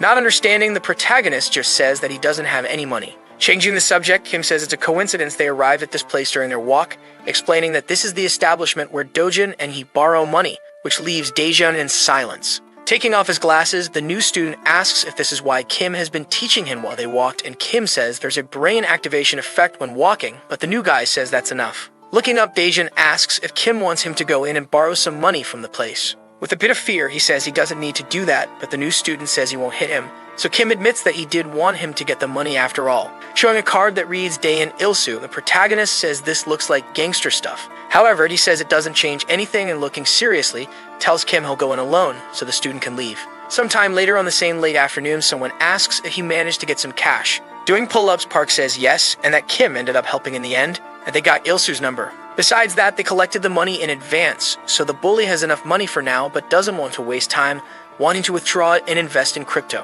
One of his friends asks if he'll be okay, since he broke the rules and also borrowed money from Ilsu. Not worrying about any of that, the bully says that with high risk comes high reward. Exerting a lot of strength, he pulls himself above the bar, flexing his forearm while smiling. He questions if all he needs to do is just pull up. At the same time, Daejun wonders if there's no one there and whether he should go back now. A man in a black coat and wearing a watch asks what happened if he's there to borrow some money. Irritated, the man curses some people and says he told them not to leave the office, and then the new student asks him to wait a minute. Looking back, the man asks if the young man isn't actually a student, mentioning that lately students have been coming to borrow money. Opening the door, he says the boy can come in and that it's getting late. Sitting in the armchair, he asks how much the student needs. But first, he comments that he needs to know his age, which leaves the new guy unsettled. Getting nervous, he first says he's 17 years old, then changes it to 20, and in his thoughts he realizes he's messed up. Irritated, the man asks what he's talking about and questions if the kid thinks this place is a joke. Feigning an absurd excuse, the protagonist starts to get up, saying he forgot the clothes on the line and that he'll come back next time. The man tells him to stop right there and says he doesn't care about the clothes on the line. He mentions that it's not raining since the weather is good and questions why he's saying that, telling him he needs to use his brain to come up with better excuses. Saying this is kind of suspicious, he concludes by asking who the student is, which leaves the new guy silent and sweating. The protagonist just ignores him at this moment. Standing up, he turns around, saying he'll leave it for another time. At that moment, the man grabs him firmly by the arm. Cursing the student, he says he's very impatient because he didn't even let him finish talking and asks where he's going. Irritated, the loan shark says the student isn't fooling him and asks which gang he belongs to. While he was asking why the student appeared, Daejun grabs his hand and starts hurting him, causing the man to scream in pain, begging him to let go. With an annoyed look, the protagonist simply says that's why he chose to leave it for another time and states he's leaving now. He says he'll release him and asks the man not to follow him afterward. In a moment of fury, the loan shark grabs his ashtray, which was still lit, preparing to strike the new student with it. But before he can do anything, Daejun takes the ashtray from his hand, tossing it aside, then finishing with a karat chop directly on top of the man's head. The blow was so strong that it deformed his head instantly, throwing him back into the armchair due to the impact of the powerful strike he received. Standing next to the man, the protagonist realizes he retaliated without even noticing, and that because of this, he's in trouble. As he leaves, he says that apparently he'll need to come back next time, but before finishing the sentence, he realizes that now that the loan shark has fainted, it's the right moment to check his records. Flipping through the records, he finds Kim Do-yeon's name and wonders if tearing out the page from the record would solve it. However, the protagonist notices something while flipping through the documents. Seeing a photo of an adult man playing golf, he realizes it's his principal and wonders why there's a picture of him in such a place. Looking back, he notices someone coming, talking about having eaten the best spicy pork, and the new guy thinks he's in trouble now. Walking quickly, he thinks the best option is to get out of that place as soon as possible. But that person opens the door and comes face to face with a student. The man asks who he is and how he managed to get into that place. Looking back, sweating nervously, Daejun says that their Hyunnim has arrived and mentions that the gentleman must be sleeping now. Leaving through the front door, he says he's finished his business for now and so he's leaving. As he leaves the room, one of the men comments that yesterday several high school guys also came and starts trying to wake up the gentleman. They start shouting, frantically trying to wake him up while the protagonist holds his backpack and looks sideways, waiting to see how this ends. Then one of the men comes out shouting about who that bastard is and tells them to catch him. But at that moment, Daejun is already running. At dusk, inside a wooded park. Sitting on the park bench, the new student is very tired, thinking he shouldn't have gone poking a hornet's nest and wonders if they won't come after him. Raising his hand, he says the weather is really not good, and that it's not going to rain either, so he shouldn't have mentioned the clothes on the line. Putting his hand in his pocket, he considers asking director Lee about the photo of the president, but ends up letting it go and focuses on defeating Park Do-jin first. Taking his cell phone to check the weather, he remembers that the bully's scheduled for Friday, but realizes it's supposed to rain that day. Looking at his phone, he says a rainy day on that day is not something he likes at all. After a few days, already on Friday on a rainy night, finally the day has arrived to decide everything between the bully Do-jin and the newcomer Daejun. One of Park's colleagues asks him if his arm has improved, and he says he's fine despite not having gone to the hospital to check. Raising his arm, he just says he's feeling some twinges in his arm. But clenching his fist, he says that the new student's attack ended up being nothing and that there's no one who can hurt him. At that moment, his blonde biker friend arrives. The bully asks if everyone is present and says it's time to go in now. Entering the chosen place, the blonde is impressed with the setting, and one of his colleagues asks if it's his first time there, but Park says it's an unused school auditorium that nobody uses. Heading toward the door, he says that a crazy guy who gets into fights has been using this same place to play around for some time. Looking at Park, one of the leaders says he arrived early, commenting that they are in the middle of preparations and all the students in the background are cleaning and organizing the ring. Looking back, Park says that the fight atmosphere is serious and calls Do-yeon for sparring instead of the coin-flipping game, but he ends up refusing. While stretching, the bully says it was a joke and that he never imagined fighting in this environment and asks if the seniors haven't arrived yet. But one of the leaders says they arrived just in time, saying that everyone is present now and the students are shocked to see your presence. It's the Path Gang, which is a group of second-year students led by the bald jock. That the first-year students bow, saying they are friends of Park Do-jin, and one of them comments that the aura of this group is incredible. At that moment, the bald guy looks suspicious because he notices something strange in the environment. He says that the blonde's hair is filled with anguish, and that it's also dyed, and the student says he'll cut it. Going over to Kim, he asks the student if he's also following the path, but the student says he doesn't know, and Jaok simply says he's doing well. Then one of them says they prepared a table on the platform for Jaok, and he says that he always ends up owing him one. Looking back, the bald guy wonders if the new student hasn't shown up yet at the fight location, and that he doesn't want to test his patience today. Several people are walking in the rain, holding their umbrellas, It's the protagonist's group. He says they don't need to keep following him, but the blonde says they need to stay together, and Minho warns that there are several second-year students there. Minho also says that he should know his group will always have his back, and Daejun asks what he's carrying in his backpack. Very confidently, Minho says that his opponent has a numerical advantage and that he prepared more than usual, but his leader tells him to drop all of it. Excited, the blonde says he got information about Park Dojin and how to attack him, but Daejun says he already figured it all out while playing coin games with him. The blonde is confused about the coin games, and Hojong thinks he misheard, while Daejun looks angrily at his phone because something happened. He apologizes and says that apparently his colleagues will need to go ahead without him, and concludes that he'll join them shortly. Back at the school auditorium, the first years from the protagonist's class are facing Jeok. The bald guy understands that the student didn't come, and that his group asked to wait for the new guy without any guarantee, only on the word that he'll arrive soon. Being arrogant, Park asks if he ran away because he's afraid of him, and Minho says he's not that kind of man. The second-year student with glasses realizes that the red-haired student is Minho and says they have no choice but to wait, so he tells the first years they can sit as they like. Relieved, the blonde sits down saying that Minho's Hyung saved them this time and that this path gang has some kind of overwhelming aura and that all 5 main executives are present. They are the third second-year student named Oh Jaegil, the fourth second-year Yu Sang-soo, and the fifth named Kim Samuel. In shock, he comments that the only second-years present are from the path gang and that they are entering the auditorium. Then several people arrive who are titled as a group called the Gang of Righteous Bonds. This is Makisiaka, the second year and leader of this gang, who in turn comments that this is a fight between freshmen and asks why they are organizing all of this. So the video ends here. If you don't want to miss the next part, activate the notification bell, and see you next time on Tob's channel.